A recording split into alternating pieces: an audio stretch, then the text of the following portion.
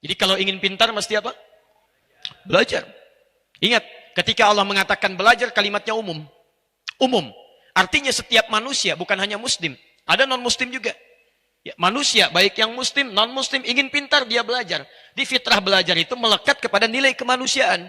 Jadi kalau Anda punya teman, dia pintar dan dia bukan muslim, jangan salahkan akidahnya. Jangan celah akidah Anda, kok bisa ya? Dia bukan Islam tapi pintar. Coba cek barangkali dia lebih rajin belajarnya dibandingkan Anda. Tapi nanti proses akselerasi pembelajaran dan keberkahan pengetahuan yang Anda pelajari, itulah sisi keimanan yang berperan di dalamnya. Dia yang membedakan adalah bagaimana pengetahuan itu dipercepat dan hadir keberkahan di dalamnya. Bismillahirrahmanirrahim.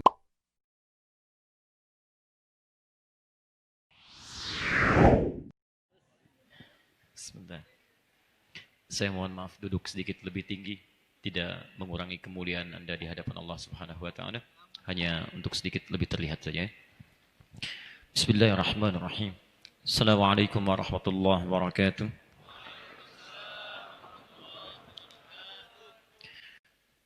Alhamdulillahil qail. Iqra bismi rabbikal ladzi khalaq. Khalaqal insana min 'alaq. Alhamdulillahil qail. وما كان المؤمنون لينفروا كافة فلولا نفر من كل فرقة منهم طائفة ليتفقهوا في الدين الحمد لله القائل يرفع الله الذين آمنوا منكم والذين أوتوا العلم درجات والصلاة والسلام على رسول الله القائل من يرد الله به خيرا يفقهه في الدين والصلاة والسلام على رسول الله القائل خيركم من تعلم القرآن وعلمه اللهم صل وسلم وبارك على رسولك الكريم نبيك الأمين محمد صلى الله عليه وسلم وعلى آله وصحبه وأمته إلى يوم الدين أما بعد فيا عباد الله أوصي نفسي وإياكم بتقوى الله فقد فاز المتقون فلا تموتن إلا وأنتم مسلمون فقال تعالى يا أيها الذين آمنوا اتقوا الله حق تقاته ولا تموتن إلا وأنتم مسلمون. Saudara-saudariku, terkhusus Civitas Akademika Universitas Pendidikan Indonesia UPI, dari Rektorat, Dekanat dan seluruhnya, yang saya bermohon pada Allah Subhanahu wa taala semoga Allah curahkan rahmat dan keberkahan di kampus ini insyaallah. Juga pada kita semua yang hadir pada kesempatan malam ini, semoga kita digolongkan minimal pada sabda Nabi sallallahu alaihi wasallam yang disebutkan dalam hadis riwayat Al-Bukhari nomor hadis 71 di Kitabul Ilmi, kitab yang kedua dalam Sahih Al-Bukhari, riwayat sahabat Abu Hurairah radhiyallahu taala anhu. Nabi sallallahu alaihi wasallam pernah bersabda, "Man yuridillahu bihi khairan yufaqqihhu fid din." Siapapun yang diinginkan oleh Allah Subhanahu wa taala berubah menjadi orang baik, memiliki sifat-sifat baik, maka hal yang pertama Allah anugerahkan kepada orang itu membimbing mereka agar mau mendekat mempelajari tuntunan agamanya. Alhamdulillah, di antara sekian hamba Allah yang menikmati kehidupan sampai dengan saat ini, Andalah yang terpilih oleh Allah Subhanahu wa taala untuk meringankan langkahnya, melembutkan hatinya, hadir di masjid ini. Anda bisa memilih malam ini untuk melakukan aktivitas yang Anda sukai. Berliburkah itu? Rekreasikah itu? Tapi siapa yang menggerakkan langkah Anda bisa hadir di rumah Allah Subhanahu wa taala selain Rabbul Alamin? Maka saya berhusnudzan kepada Allah, malam ini kita diinginkan oleh Allah untuk berubah jadi hamba terbaik di hadapannya. Dan tidak cukup dengan amin, kita harus inisiasi dengan pelajaran dulu. Baik, saya dari sejak keluar dari kamar hotel sampai masuk di hadapan Anda mengenakan pakaian ini, banyak orang yang tersenyum. Bahkan ada yang menduga kalau saya akan membantu proses pernikahan orang lain. Baik, jarang-jarang Ustadz tampil pakai jas, pakai dasi dan semacamnya. Alhamdulillah, ini barangkali tampilan kedua yang saya kenakan di Indonesia. Tidak lebih, tapi untuk menghormati kampus-kampus dan pendidikan yang hadir di dalamnya. Saya ingin bandingkan dengan hadis Nabi sallallahu alaihi wasallam. Dan ini sunnah Nabi yang saya coba maksimalkan di malam ini. Tercantum dalam hadis riwayat Muslim, jilid yang pertama, nomor hadis yang ke-8, paling kiri sebelah atas di kitabnya, riwayat sahabat Umar bin Khattab radhiyallahu taala anhu. Dikisahkan oleh sahabat Umar bin Khattab an Abi Hafs Umar bin Khattab radhiyallahu taala anhu qala bainama nahnu julusun 'inda Rasulillah sallallahu alaihi wasallam. Tatkala kami sedang duduk-duduk santai bersama Rasulullah sallallahu alaihi wasallam. Perhatikan ya, ini rumus yang sangat hebat.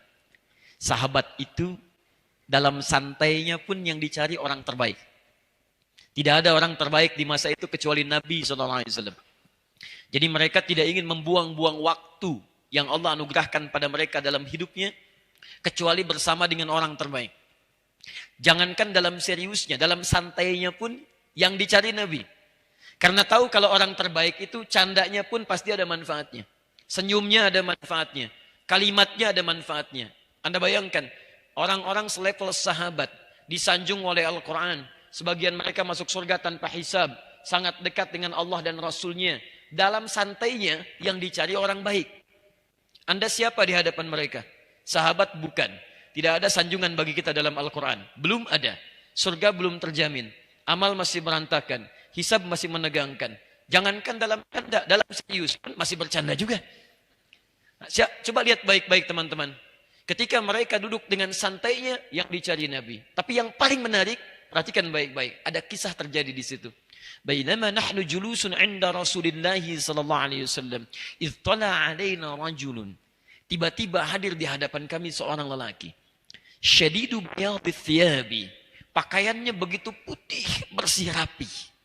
Berpakaian rapi. Syadidu sawadi sya'ri. Rambutnya tersisir rapi. La yu'alai atharus safari.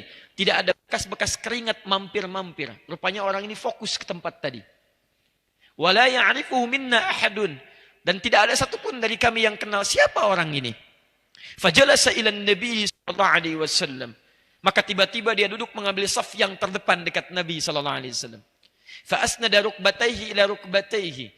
Bahkan ia bisa menyandarkan lututnya bertemu dengan lutut Nabi sallallahu alaihi wasallam. Wa wada'a kaffayhi 'ala fakhidhayhi. Kemudian meletakkan telapaknya di pahanya. Lalu faqala, dia langsung menuju substansi apa yang ia maksudkan. Ternyata lelaki ini datang untuk belajar pada Nabi sallallahu alaihi wasallam, bertanya tentang pokok-pokok keislamannya. Terkenalah hadis itu nanti tentang hadis Islam, iman, ihsan, dan tentang tanda-tanda kiamat. Kebanyakan orang membahas tentang aspek 4 ini, tapi hebatnya pakar-pakar pendidikan dalam Islam menganalisis hadis ini dan menyimpulkan dengan bahasa yang sangat luar biasa. Muqaddimah hadis ini ternyata prinsip-prinsip pendidikan dalam Islam, khususnya bagaimana persiapan kita datang ke tempat-tempat ilmu pengetahuan. Siapa tadi kira-kira yang datang itu? Jangan dikira-kira, tapi kita harus pastikan ya. Dalam Islam itu tidak boleh menduga-duga dan mengarang. Karena mengarang hanya ada dalam pelajaran bahasa Indonesia. Dalam agama mesti ada dalil. Baik, kita bikin perjanjian ya. Kalau belum tahu katakan apa? Allahu a'lam. Alhamdulillah. Baik, siapa yang datang tadi? Bukan wallahu a'lam ya. Ada kalimat yang datang. Kita lihat ujung hadisnya. Kata Nabi, "Huwa Jibril atakum yu'allimukum dinakum." Dia adalah Jibril, malaikat yang datang menyamar untuk mengajarkan pada kalian bagaimana cara belajar dan mengajar. Perhatikan baik-baik. Malaikat, makhluk terbaik, diciptakan oleh Allah tanpa peluang berbuat maksiat. Quran surah ke-66 ayat yang ke-6 misalnya, paling kiri sebelah atas. La ya'sunallaha ma amarahum wa yaf'aluna ma yu'marun. Makhluk ini tidak punya peluang berbuat maksiat. Dan kalau diberikan tugas, tupoksinya jelas tidak pernah keluar dari tugasnya. Jelas. Jadi kalau ada malaikat tugaskan zikir, zikir aja. Tidak pernah nyambi, Pak. Zikir aja. Quran surah 2 ayat 30. Ada yang tugasnya tasbih, tahmid, takdis. Wa nahnu nusabbihu bihamdika wa nuqaddisu lak. Subhanallah, subhanallah. Itu sebelum kiamat sampai kiamat, setelah kiamat itu aja. Enggak ada yang dikerjakan yang lain.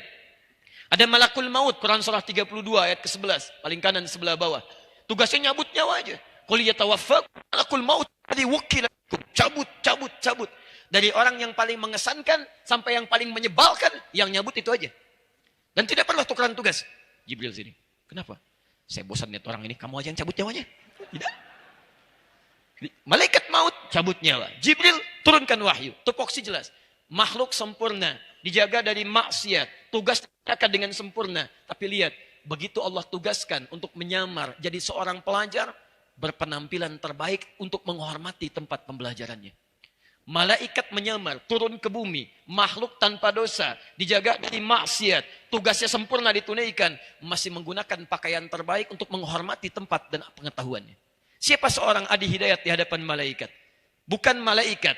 Banyak berbuat salah. Surga belum jelas. Kadang-kadang tugas tidak sempurna. Datang ke tempat pengetahuan, penampilan tidak menyenangkan. Kalau malaikat saja boleh berpenampilan terbaik, maka kenapa malam ini saya tidak boleh menggunakan dasi? Jazakumullah khair. Itulah alasannya. Sekarang kita masuk pada materi kita insya Allah. Jadi saya sangat menghormati kampus ini dengan segala hal yang ada di dalamnya. Dan demi Allah mudah-mudahan ada keberkahan malam ini dihadirkan untuk kita semua. Masya Allah. Taib. Mari kita mulai karena waktu kita sangat terbatas. Tema kita yang insya Allah kita diskusikan malam ini adalah tentang sistem pendidikan di dalam Al-Quran. Cuma mohon maaf di videotronnya itu ada yang kurang tepat. Kalau tidak keliru, di-nya harus dipisahkan dengan dalam ya. Bukan disatukan. Kalau disatukan itu berubah fungsinya. Di, dalam, di, kemudian dalamnya dipisah. Baik, jadi belum sah akadnya. Jadi belum akad, nggak boleh disatukan. Bismillah. Seperti biasa, saya tuliskan dulu temanya. Saya uraikan turunan setiap unsur bahasanya. Kita ambil dalilnya dalam Al-Quran. Setelah itu baru kita diskusikan. Sepakat? Akan tinggal sepakat saja. Saya yang tulis, saya yang terangkan. Baik. Saya tes dulu. Kelihatan di atas? Oh, tidak.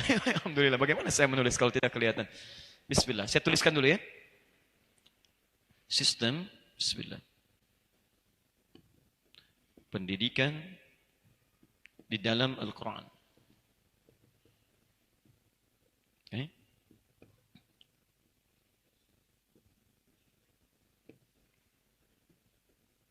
Ini tema kita malam ini. Fokus baik-baik. Jadi kita akan menurunkan beberapa hal. Pertama, tentang sistem pendidikan yang kita bahas. Kedua, tentang pendekatan konsep ini di dalam Al-Quran. Karena yang kita bahas adalah persepsi Al-Quran. Saya mohon izin kepada para pendidik di sini. Barangkali pendekatannya agak berbeda. Dan itu kita bisa bersinergi untuk memaksimalkan konsep itu. Saya turunkan dulu ayat-ayatnya terkait dengan ini di dalam Al-Quran. Setelah itu baru kita uraikan pada pembahasan kita. Fokus baik-baik. Satu, kita ambil Al-Qurannya. Baik, pertama kita turunkan dulu. Satu, manusia diciptakan oleh Allah dengan nama Bashar pertama kali. Quran surah 15 ayat ke-28. Kemudian manusia disebut sebagai makhluk pengetahuan dan diperkenalkan kepada malaikat dan jin. Quran surah kedua ayat 31. Diuji coba pengetahuannya di Quran surah kedua ayat ke-33. Visi pengetahuan dan misinya kemudian dijelaskan. Quran surah kedua naik lagi ayat ke-30. Setelah itu kemudian diturunkan. Dijelaskan pemberi pengetahuan itu adalah Allah. Quran surah ke-17 ayat ke-85. Kemudian dibedakan antara nabi dengan manusia biasa. Quran surah ke-96 ayat yang pertama. Cara memaksimalkan ini ada di Quran surah ke-9 ayat ke-122, link kiri sebelah bawah. Cara menyinergikan ini dalam tujuan pendidikannya adalah munculnya Quran ke-6 surah ke-58 ayat yang ke-11. Aplikasi dari ini turunannya ada praktikalnya, misal kita ambil Quran surah ketiga Ali Imran ayat 190 sampai 191. Sebelumnya kita temukan juga di Quran surah kedua ayat 164 paling kanan sebelah atas. Kemudian kita turunkan ke bawah. Dari sini prosesnya bisa dibagi kepada beberapa bagian. Kita ambil contoh aplikasinya dalam ibadah dulu. Quran surah ke-29 ayat ke-4. Ini ukuran keberhasilan pendidikannya. Kemudian Sifat Allah yang mensupport kita untuk memaksimalkan ini. Dari kata pendidikan, sejak dalam kandungan, Quran surah ke-7 ayat 172. Bagaimana memaksimalkan ini dalam proses perkembangan kehidupan? Kita mulai dari fase sebelum dilahirkan. Ini fase baru. Quran surah ke-7 ayat 189. Dari proses kelahiran sampai dengan memberikan ASI 2 tahun. Quran surah ke-2 ayat 233. Dari 2 tahun sampai menjelang balik, pendidikannya seperti apa? Quran surah ke-31 ayat 13 sampai dengan ke-19-nya. Masuk kepada fase remaja dengan segala pergolakan emosionalnya. Contohnya ada di Quran surah ke-12 ayat ke-3 sampai dengan 29-nya. Ini masuk ke teorinya di Quran surah ke-49 ayat ke-13-nya. Kemudian setelah itu harus diselesaikan yang ada di sini dengan solusi lamaran dan pernikahan. Quran surah ke-4 ayat ke-4, menikah di Quran surah ke-30 ayat ke-21, membagi tugas pendidikan dalam suami istri. Ternyata pendidikan tidak selesai dalam pelajaran Anda di kampus. Pendidikan masuk ke rumah tangga, pendidikan masuk ke aspek yang lebih luas lagi, sampai ke aspek yang tertinggi. Quran surah ke-4 ayat 34, ini pembagian tugasnya. Dari sini harus dikenali dulu sifatnya, sehingga suami bisa mendidik istri dengan baik, istri bisa mendidik suami dengan baik. Ya. Quran surah ke-4 ayat ke-19, kemudian kita turunkan tugas yang ini di Quran surah ke-2 ayat 168. Kemudian turunkan lebih cepat di Quran surah ke-2 ayat 172. Turunkan lebih cepat lagi di Quran surah 7 ayat 96. Ya. Kemudian setelah itu turun lagi sampai ke usia 40 tahunnya, Quran surah ke-46 ayat ke-15-nya. Kita maksimalkan sampai ke sini dulu. Ambil contoh ke sini lagi. Hadisnya sekarang kita ambil. Pertama, kita ambil dari hadis yang paling sahih dulu, hadis riwayat Al-Bukhari. Bukhari nomor hadis 71 di Kitabul Ilmi, kitab yang nomor kedua. Ya, di Sahih Al-Bukhari ada 97 pembahasan kitab. Kitab yang kedua, Kitabul Ilmi nomor hadis 71, riwayatnya sahabat Abu Hurairah radhiyallahu taala anhu.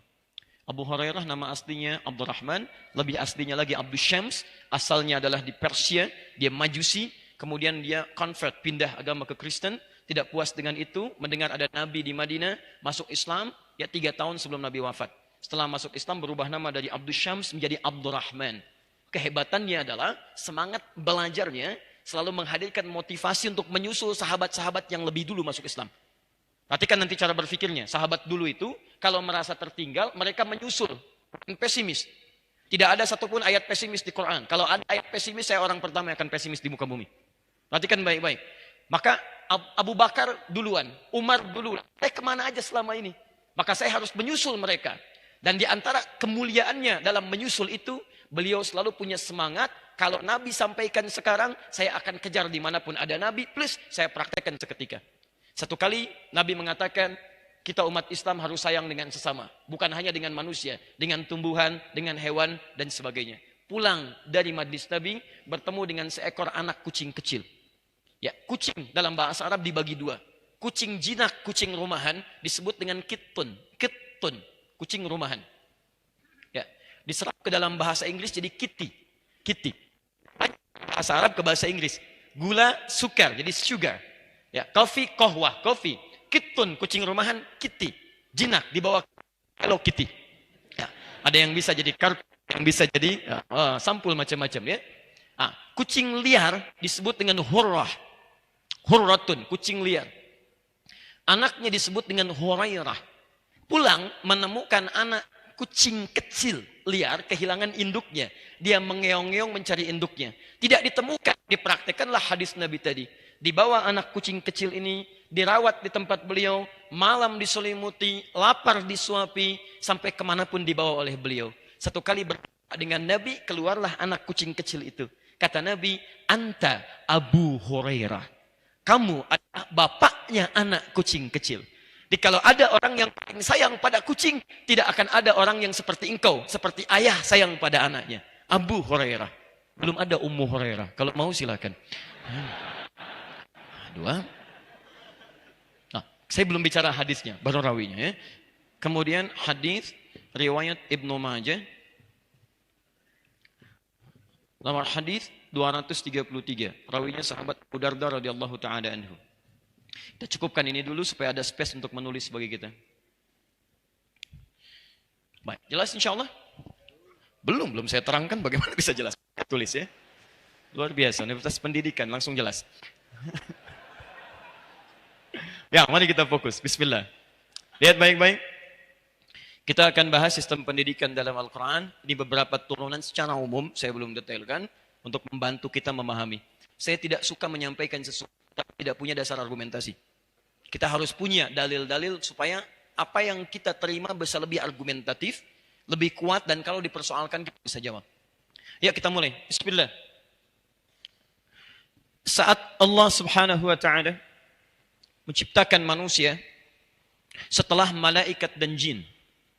Malaikat diciptakan duluan, setelahnya jin, baru manusia. Diperkenalkanlah kemudian dengan nama Bashar. 35 kali disebutkan dalam Al-Quran. Quran surah ke-15 ayat ke-28.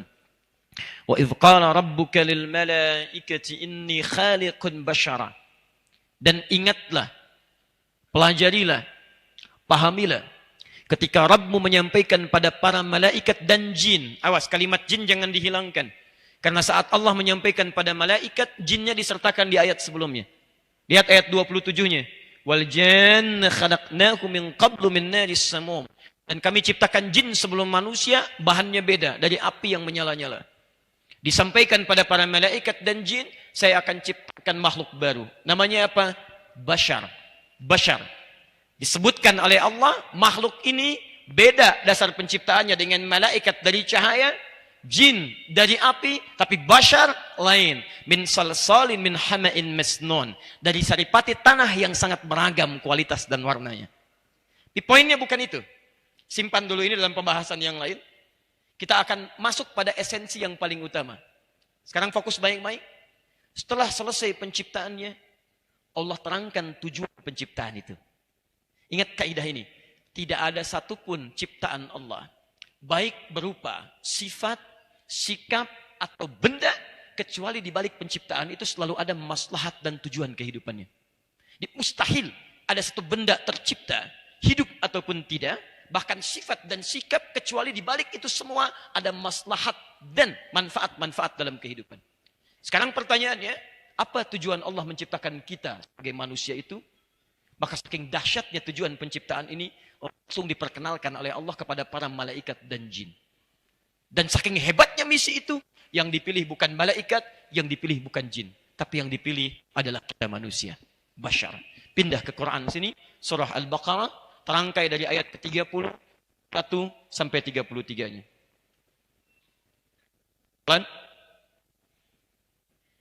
Saya mulai bahas dari yang ini dulu supaya terurut.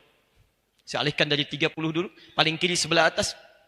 Perhatikan baik-baik, sedikit kita berikan pengetahuan. Awal ayatnya sama dengan yang ini. Yang ini wa idh qala rabbuka lil malaika. Ini wa idh qala rabbuka lil malaika. Perhatikan baik-baik Qur'annya. Wa idh qala rabbuka lil malaikati inni khaliqun. Yang di sini wa idh qala rabbuka lil malaikati inni ja'ilun. Sekarang pegang ini ya. Nanti kalau baca Quran, Anda lebih bisa mudah memahaminya. Ada khaliqun, khalaqa, ada ja'ilun, ja'ala. Kalau disebutkan khalaqa, itu artinya menciptakan sesuatu dari tidak ada menjadi ada. Jelas ya? Dari tidak ada menjadi ada. Misal, ini apa? Spidol. Dari tidak ada jadi ada. Spidol. Nah, kalau saya ingin katakan, untuk menunjukkan fungsi spidol ini, untuk apa fungsinya, maka dirubah kalimatnya dari khalaqa jadi ja'ala. Jadi khaliqun jadi ja'ilun. Misal, apa fungsi spidol? Belum tentu. Mungkin mengingatkan yang ngantuk. Misal ya. Maka kalimat bahasa Arabnya, inni ja'ilunil qalam ramyan lin nuas. Saya ingin jadikan spidol ini untuk mengingatkan bagi yang ngantuk. Ja'il. Nah, ketika Allah pindahkan proses dari penciptaan kepada pemberian tujuan, perhatikan fasenya. Diangkat ke puncak tertinggi, tadinya cuma diciptakan saja, ciptakan. Tapi setelah jadi, momentumnya lain. Kalau kita diperkenalkan di tempat yang sangat luas, momentumnya diangkat, dihadirkan suasana yang dahsyat, untuk menunjukkan betapa besarnya peran kehidupan manusia di situ. Apa kalimatnya? Inni ja'ilun fil ardi khalifah. Saya ingin berikan fungsi kepada makhluk yang tercipta ini, manusia ini, sebagai khalifah. Pembawa maslahat di muka bumi. Pembawa fungsi-fungsi kebaikan di muka bumi. Tahan ini, saya tidak akan memperpanjang tentang persoalan ini. Pembawa maslahat, pembawa kebaikan, pembawa kemakmuran, tugasnya bukan di langit, tapi di bumi. Yang paling dahsyat, ketika Allah menugaskan makhluk ini menjadi khalifah, ternyata diberikan bekal pertama kali, dan bekal hebatnya bukan materi dunia, bukan perangkat kehidupan dunia dalam bentuk benda-benda, tapi perhatikan ayatnya. Ayat 31. وَعَلَّمَ آدَمَ الْأَسْمَاءَ كُلَّهَا وَعَلَّمَ آدَمَ الْأَسْمَاءَ كُلَّهَا. Syarat menjadi khalifah ini, kata Allah, mesti ada bekal utama. Bekal itulah yang kemudian disebut oleh Al-Quran dengan bekal pengetahuan, knowledge. Ini, saya naikkan ke sini. Ilmu. Awas, kita baru menggali dari akarnya. وَعَلَّمَ آدَمَ الْأَسْمَاءَ كُلَّهَا. Dan saya mengajarkan, kata Allah, kepada Adam, perhatikan baik-baik, semua jenis potensi pengetahuan yang dibutuhkan saat menjalani tugas di bumi. Ingat, bahasanya menggunakan asma, yang kedua kullaha, semua. Di semua aspek pengetahuan yang dibutuhkan saat ada tugas di bumi, semuanya diajarkan pada Adam alaihissalam. Dari mulai kemampuan mengingat sesuatu, memorinya. Ya, Adam diberikan oleh Allah kemampuan untuk mengingat semua benda yang ada di semesta. Saya tanya pada Anda, mohon maaf ya, benda di masjid ini saja sudah berapa banyak bendanya? Berapa banyak bendanya? Dari mulai pintunya, dari mulai layarnya, dari mulai papan tulisnya, mejanya, kursinya. Dan kemampuan makhluk manusia ini, kembalikan kepada Adam, itu bisa mengingat semua benda yang ada di semesta. Terakhir saya bahas research dari satu universitas di California, dan tadi saya terangkan di Telkom University, itu hasil penelitian, kemampuan memori manusia yang paling ringan saja, itu 100 juta gigabyte. Yang paling ringan, 100 juta gigabyte. Anda punya hard disk eksternal 100 gigabyte, berapa yang bisa kita dapatkan informasinya? Dan Anda diberikan anugerah paling minimal 100 juta gigabyte. Berapa informasi yang bisa kita serap dalam diri kita? Kembalikan ke sini. Fokus. Jadi manusia pertama diciptakan, tugasnya sebagai khalifah, bekal pertama yang diberikan apa? Ini, pengetahuan. Saking dahsyatnya pengetahuan ini, maaf, tidak bisa disaingi oleh malaikat, tidak bisa ditandingi oleh jin. Ketika diuji oleh Allah di Al-Baqarah ayat ke-33, ayo malaikat sebutkan, ayo jin sebutkan, demi Allah kami katakan, tidak mampu dua makhluk ini mendapatkan persaingan dalam pengetahuan yang dibekalkan pada manusia, dan unggullah kemudian pengetahuan itu. Apa kaitan dengan pendidikan yang akan kita bahas di sini? Inilah kemudian konsep yang akan kita turunkan sampai perjumpaan kita sekarang. Fokus baik-baik. Adam manusia bukan? Nabi bukan? Nah, sekarang saya hapus yang ini, saya turunkan konsep ini, sampai kita temukan kalimat pendidikan. Boleh saya hapus? Tinggal boleh saja. Alhamdulillah, kan saya yang hapus. Bismillah. Lihat sini. Tadi detail you sebagian sudah saya sampaikan. Adam. Manusia bukan? Manusia. Nabi bukan? Nabi atau Rasul? Nabi atau Rasul? Yang Rasul angkat tangan. Masih ada Rasul di sini.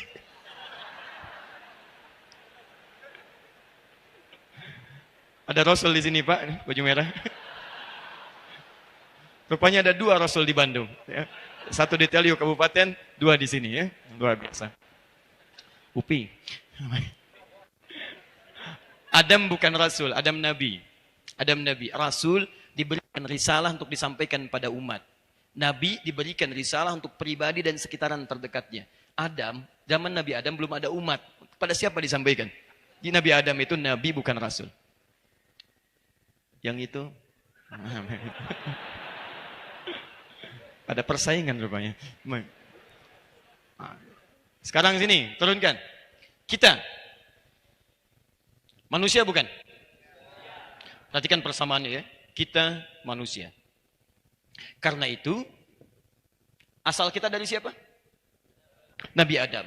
Karena itu kita disebut dengan Bani Adam, anak keturunan Adam. 7 kali disebutkan dalam Al-Quran. Bani Adam, manusia. Fokus. Nabi bukan? Bukan. Baik. Fokus baik-baik ya. Kita manusia, kita bukan Nabi. Adam manusia, Adam Nabi. Perhatikan. Adam, karena sifat pertama diciptakannya adalah sebagai manusia. Dan ketika Allah berikan nilai-nilai pengetahuan karena sifat kemanusiaannya, maka sifat manusia Adam sama dengan sifat manusia kita. Artinya, ketika Adam diciptakan sebagai manusia dan diberikan bekal pengetahuan, maka kita pun anak cucu Adam sebagai manusia memiliki bekal pengetahuan ini. Jadi kalau Adam diciptakan sebagai makhluk yang pintar, makhluk yang berpengetahuan, maka semua anak cucu Adam sama memiliki potensi pengetahuan yang Allah tanamkan sama persis kepada Adam alaihissalam. Dari sini saya sering sampaikan kepada Anda bahwa kita itu makhluk pengetahuan. Kita makhluk pintar. Bahkan penelitian terakhir di Eropa mengatakan 90% otak manusia seluruhnya cerdas. Tidak ada manusia bodoh, cuma di dalam lagu. 90%. 5% jenius. Jadi kalau ada yang jenius misalnya di kampus ini, itu cuma 5%. Jangan bangga dulu. 5%-nya lagi slow, lambat. Jadi kalaupun ada mahasiswa yang lambat misalnya, atau ada anak Anda yang lambat belajar, jangan tekan. Tapi caranya alihkan yang 5% ini pada 5% yang lain untuk mendapatkan kejeniusannya. Bukankah Einstein divonis dengan sangat lambat? Bahkan kata-kata dari gurunya begitu kasar. Tapi dia berpeluang untuk berpindah pada 5% yang lain. Dia tinggalkan 5% yang ini, dia beralih kepada yang ini. Jadi teman-teman, kita tercipta dengan pintar. Pintar itu anugerah, bodoh itu pilihan. Balik ke sini. Nah, sekarang, jadi sepanjang bernama manusia, pasti punya bekal kepintaran. Cuma perbedaannya, kalau Adam alaihissalam itu nabi dan kita bukan. Dan fitrah kenabian mengharuskan setiap nabi mendapatkan pengajaran langsung dari Allah Subhanahu wa taala. Di ketika Nabi Adam menerima pengetahuan, pengetahuannya langsung diajarkan oleh Allah. Ini caranya, begini maksudnya, begini dapatnya. Semua para nabi, dari zaman Nabi Adam sampai zaman Nabi Muhammad SAW. Perhatikan buktinya, Quran surah ke-75 Al-Qiyamah, ayat ke-16 sampai 18. Nabi Muhammad ingin mendapatkan Al-Quran dengan ikhtiarnya. Percepat lisannya. Biasanya kebiasaan para penghafal, mahasiswa besok mau ujian, belajar, kan suka melafadkan dengan kencang. Rumus fisika jarak S sama dengan V kali T, V kemudian S dibagi T, T sama dengan S dibagi V. Kan macam-macam. Ya, rumus gaya F1 sama dengan F2. Ya, gaya berbanding lurus dengan tekanan, F sama dengan P. Semakin banyak gaya, semakin tertekan. Misalnya, itu. Misal. Itu. Kan udah ucapkan tuh. Ucapkan dengan cepat. Nah, Nabi dulu saat turun wahyu, ingin berikhtiar dengan pribadinya. Mempercepat hafalan itu, sampai kemudian ingin mendapatkan Qur'annya dengan cepat. Karena beliau bukan hanya manusia tapi nabi, maka turunlah kemudian di situ kekuatan yang sangat dahsyat sebagai fitrah kenabiannya. La tuharrik bihi lisanaka lita'jala bi. Muhammad, karena engkau nabi, orang paling takwa, dekat dengan aku, jangan cepat-cepat menggerakkan lisanmu untuk berikhtiar mendapatkan Quran itu. Inna alaina jam'ahu wa qur'ana. Biarkan kami yang menanamkan Quran dalam jiwamu. Fa idza qara'nahu, maka apabila telah kami bimbing ajarkan bacaan Qurannya, fattabi' qur'ana. Semua nabi dari zaman Nabi Adam sampai Nabi Muhammad sallallahu alaihi wasallam langsung diajarkan pengetahuannya oleh Allah Subhanahu wa taala. Muhammad bin Abdullah, bin Abdul Muttalib, bin Hashim, bin Abdul Manaf, bin Qusay, bin Murrah, bin Kilab, bin Ka'ab, bin Ghalib, bin Fihir, bin Malik, bin Nadar, bin Kinana, bin Khuzaimah, bin Mudrika, bin Ilyas alaihi salam, bin Nizar, bin Mudar, bin Ma'ad, bin Adnan, bin Addi, bin Adri, bin Muqawwam, bin Nahur, bin Tarikh, bin Ya'rub, bin Yasjub, bin Nabit, bin Ismail alaihi salam, bin Ibrahim alaihi salam, bin Azar atau bin Nahur, bin Abil, bin Kinan, bin Arfahshan, bin Sam, bin Nuh alaihi salam, bin Mihlail, bin Matusyada, bin Kinan, bin Anwas, bin Thith, bin Adam alaihissalam. Semua golongan-golongan ini, kalau dia menjadi nabi, maka seluruhnya mendapat pengajaran dari Allah. Kita yang bukan nabi dan bukan rasul, tidak diajarkan langsung, tapi diberikan potensi untuk dikeluarkanlah potensi pengetahuan itu. Bagaimana cara mengeluarkannya, dan apa hubungan dengan pendidikannya, kita lanjutkan setelah menunaikan salat Isya berjamaah insyaallah. Subhanakallahumma bihamdika asyhadu an la ilaha illa anta astaghfiruka wa atubu ilaik. Assalamualaikum warahmatullahi wabarakatuh. Assalamualaikum warahmatullahi wabarakatuh. Alhamdulillah. Wassalatu wassalamu ala rasulillah.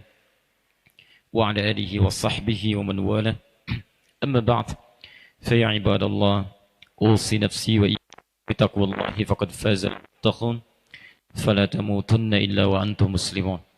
Faqala ta'ala. Ya ayyuhalladzina taqullaha haqqa tuqatih. Wala tamutunna illa wa antum muslimun. Saudara-saudariku dan pemirsa Akhir TV dimanapun Anda berada, alhamdulillah kita menunaikan salat Isya berjamaah beserta amalan sunnahnya. Semoga salat yang telah kita tunaikan diterima oleh Allah Subhanahu wa taala. Malam ini cukup luar biasa. Segalanya cukup baik dan mic-nya juga baik, alhamdulillah. Mic-nya ini unik, bisa mengikuti keadaan suara. Jadi kalau suara serak, mic-nya ikut kurang jelas. Nah, ini suara sudah bagus, alhamdulillah mic-nya ikut bagus. Bismillah. Kita lanjutkan dari sisa waktu kita dalam pembahasan malam ini, membahas sistem pendidikan di dalam Al-Qur'an. Tadi kita sudah sampaikan prolog, muqaddimah sampai di titik manusia makhluk pengetahuan.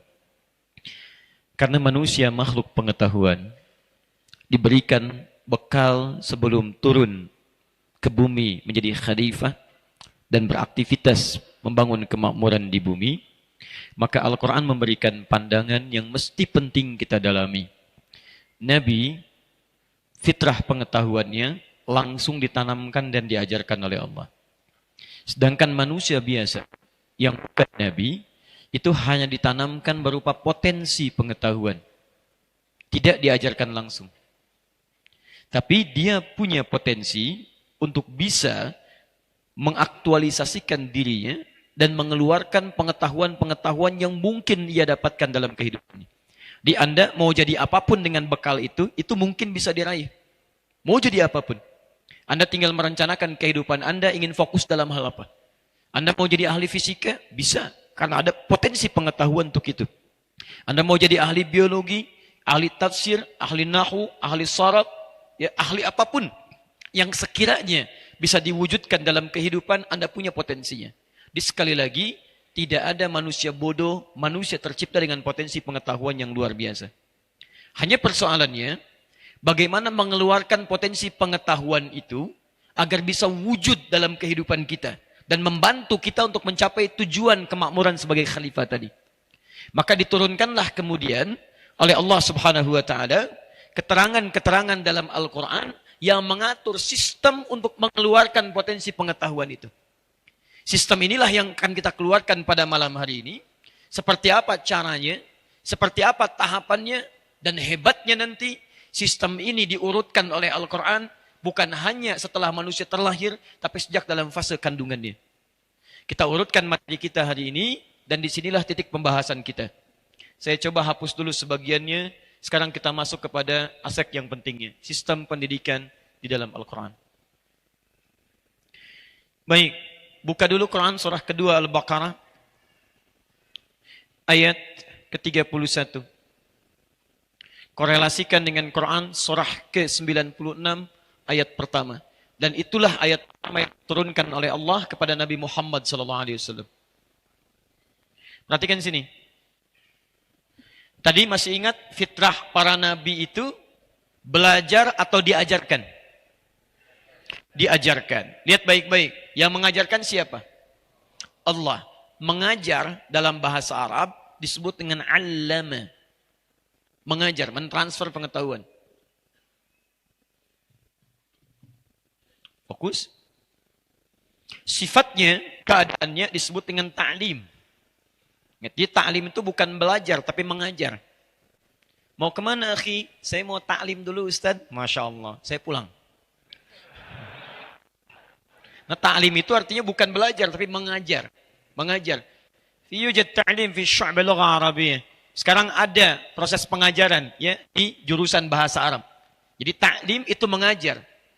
Nah, sekarang Adam alaihissalam dan Pak yang lainnya itu memiliki fitrah kenabian, mendapatkan pengajaran dari Allah. Lama diajarkan. Kita yang ditanamkan potensi pengetahuan, mesti mengeluarkan pengetahuan ini dalam diri kita untuk wujud dalam kehidupan kita. Nah, kalau kita ingin berusaha mengeluarkan sesuatu, mewujudkan sesuatu, mengerjakan sesuatu, rumus dalam bahasa Arab, di antaranya adalah tambahkan huruf ta di depan kata dasarnya. Tinggal tambahkan ta. Dari allama jadi ta'allama. Allama mengajar, ta'allama belajar. Jelas? Baik, allama mengajar, ta'allama belajar. Maka ini yang paling menarik. Ketika Allah turunkan kemudian wahyu pertama pada Nabi Muhammad SAW, maka kalimat pertama yang diturunkan adalah inti dari pembelajaran. Apa itu intinya? Setiap orang yang akan belajar umumnya akan diawali dengan proses pendekatan pada aspek pengetahuan dengan cara membaca. Turunlah perintah Iqra. Pengetahuan pertama. Fokus. Lihat baik-baik. Baik. Ini bagian yang pertama. Saya belum bicara tentang sistem dulu. Saya ingin turunkan dulu. Jadi Quran mengatakan, kalau Anda ingin mengeluarkan potensi pengetahuan, potensi ilmu apapun, ingin mencapai cita-cita apapun, dengan mengeluarkan potensi itu, maka yang pertama Anda harus lakukan adalah, kita mesti mengeluarkan itu lewat proses pembelajaran. Disebutlah kemudian sistemnya dengan sistem ta'allum, pembelajaran, yang mengajarnya disebut dengan, prosesnya disebut anak, orangnya disebut dengan mu'allim.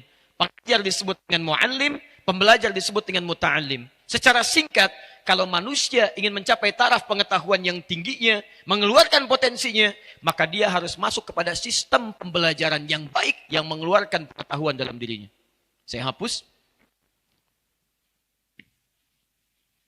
Secara singkat, dia mesti belajar.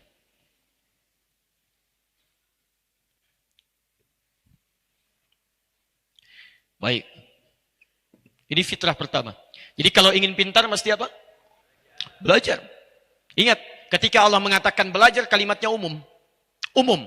Artinya setiap manusia, bukan hanya muslim. Ada non-muslim juga. Ya, manusia, baik yang muslim, non-muslim, ingin pintar, dia belajar. Di fitrah belajar itu melekat kepada nilai kemanusiaan. Jadi kalau Anda punya teman, dia pintar dan dia bukan muslim, jangan salahkan akidahnya. Jangan celah akidah Anda, kok bisa ya? Dia bukan Islam tapi pintar. Coba cek barangkali dia lebih rajin belajarnya dibandingkan Anda. Tapi nanti proses akselerasi pembelajaran dan keberkahan pengetahuan yang Anda pelajari, itulah sisi keimanan yang berperan di dalamnya. Dia yang membedakan adalah bagaimana pengetahuan itu dipercepat dan hadir keberkahan di dalamnya. Nanti kita akan bicara di akhir kalau masih ada waktu, proses percepatan pengetahuan dan menghadirkan keberkahan di dalamnya. Itu di akhir. Jadi ini kunci yang pertama. Nah sekarang pertanyaannya, bagaimana kemudian menerjemahkan aspek pembelajaran ini sehingga menjadi sistem yang terukur, sistem yang baik, sehingga semua potensi pengetahuan bisa dikeluarkan dengan baik dan menghasilkan hasil yang paripurna. Itulah yang coba kita akan keluarkan ayat-ayatnya terkait dengan pembahasan kita. Baik. Di sini intinya, jadi dari maghrib sampai tadi itu baru mukaddimah. Sekarang ini isinya. Ya. Sebentar, kita sampai jam berapa? Saya bagi dulu ya kemungkinan penyampaiannya. Sampai jam berapa kita? 9 ya, baik. Berarti saya punya 1 jam dari sekarang untuk menyampaikan materi ini. Ya. Mari kita lihat. Ada pendidikan, ada pengajaran. Itu berbeda. Dan dalam Quran dipisahkan 2 bagian ini. Dalam Quran dipisahkan 2 bagian ini dengan 2 istilah yang berbeda. Bila disebutkan pengajaran, maka dibahasakan dengan istilah ta'lim, hanya proses transformasi. Transfer saja. Pengetahuan-pengetahuan kepada objek pengetahuan. Yang penting saya sampaikan. Ketika sudah disampaikan, mau dia paham, mau tidak, yang penting sudah saya ajarkan. Itu dalam bahasa Arab disebut dengan ta'lim, proses transfer pengetahuan.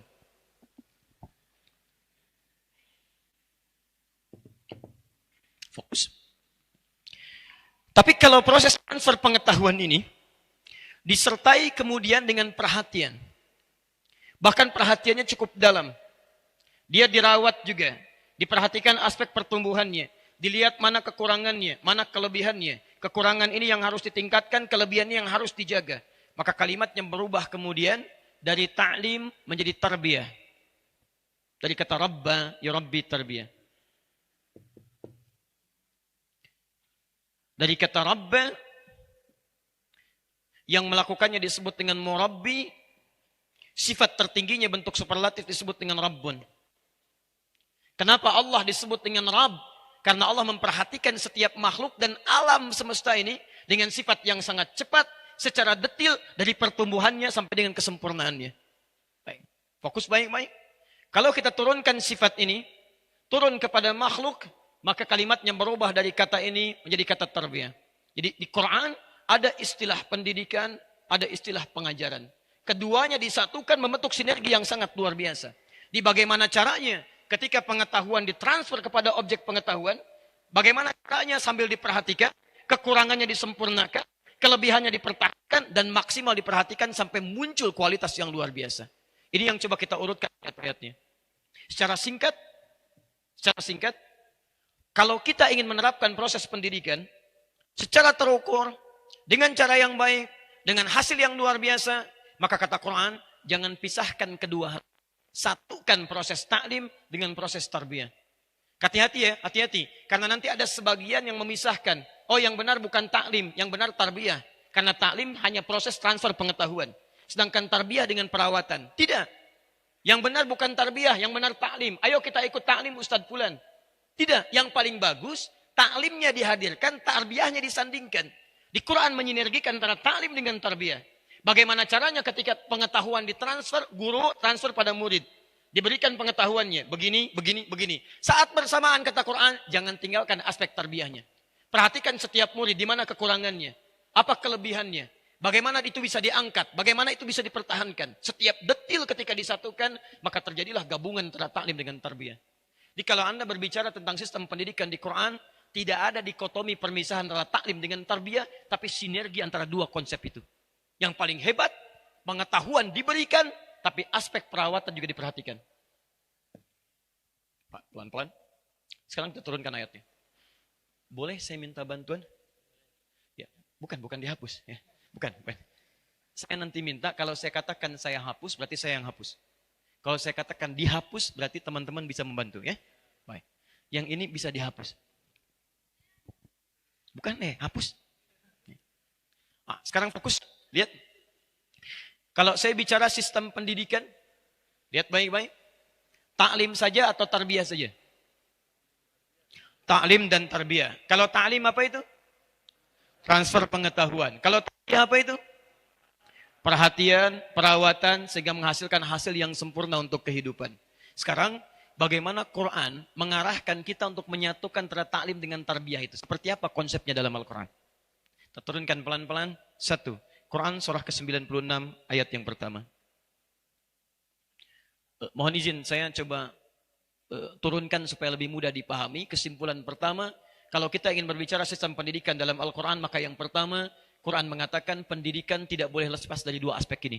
1, sampaikan pengetahuannya. 2, lihat kualitas anak didiknya sehingga maksimal mendapatkan tarbiyah dalam proses pendidikannya. Cara pertama. 1, Quran surah 96 ayat yang pertama. Apa wahyu pertama turun? Bukan. Wahyu pertama turun bukan Iqra. Wahyu pertama turun Iqra bismi rabbikal ladzi khalaq. Bukan Iqra tapi Iqra bismi rabbikal ladzi khalaq. Lihat kaidah pertama. Iqra bismi rabbikal ladzi khalaq. Saya turunkan kalimatnya Iqra. Ini yang paling penting, bismi rabbikal ladzi, Rabb disebutkan Rabbnya, Iqra aspek taklimnya, di sini bismi rabbik, Rabb aspek tarbiyahnya. Rabbi khalaq. Saya garis bawahi, ini 1, yang ini 2. Ini aspek taklimnya, transfer pengetahuannya, ini aspek tarbiyahnya. Disebutkan bahkan kata Rabbnya menunjuk pada sifat tarbiyah yang paling tinggi. Perhatikan baik-baik, lihat. Iqra bismi rabbikal ladzi khalaq. Allah sampaikan baca. Bukan sekadar baca. Lihat, bismi rabbikal ladzi khalaq. Baca bukan karena engkau memang harus baca. Baca bukan karena ada aspek pengetahuan yang harus dibaca. Baca bukan sekedar Anda mesti pintar, tapi baca bismi rabbikal ladzi khalaq, atas nama Tuhanmu yang merawatmu, yang memperhatikan kamu, yang menunjukkan segala kebaikan dan menciptakan kamu begitu mudahnya. Ada pakar tafsir yang sangat luar biasa, kenapa ayat Iqra disandingkan dengan kalimat khalaq di sini? Dan disebutkan nama Allah menggunakan sifat rububiyahnya yang terambil dari kata tarbiyah.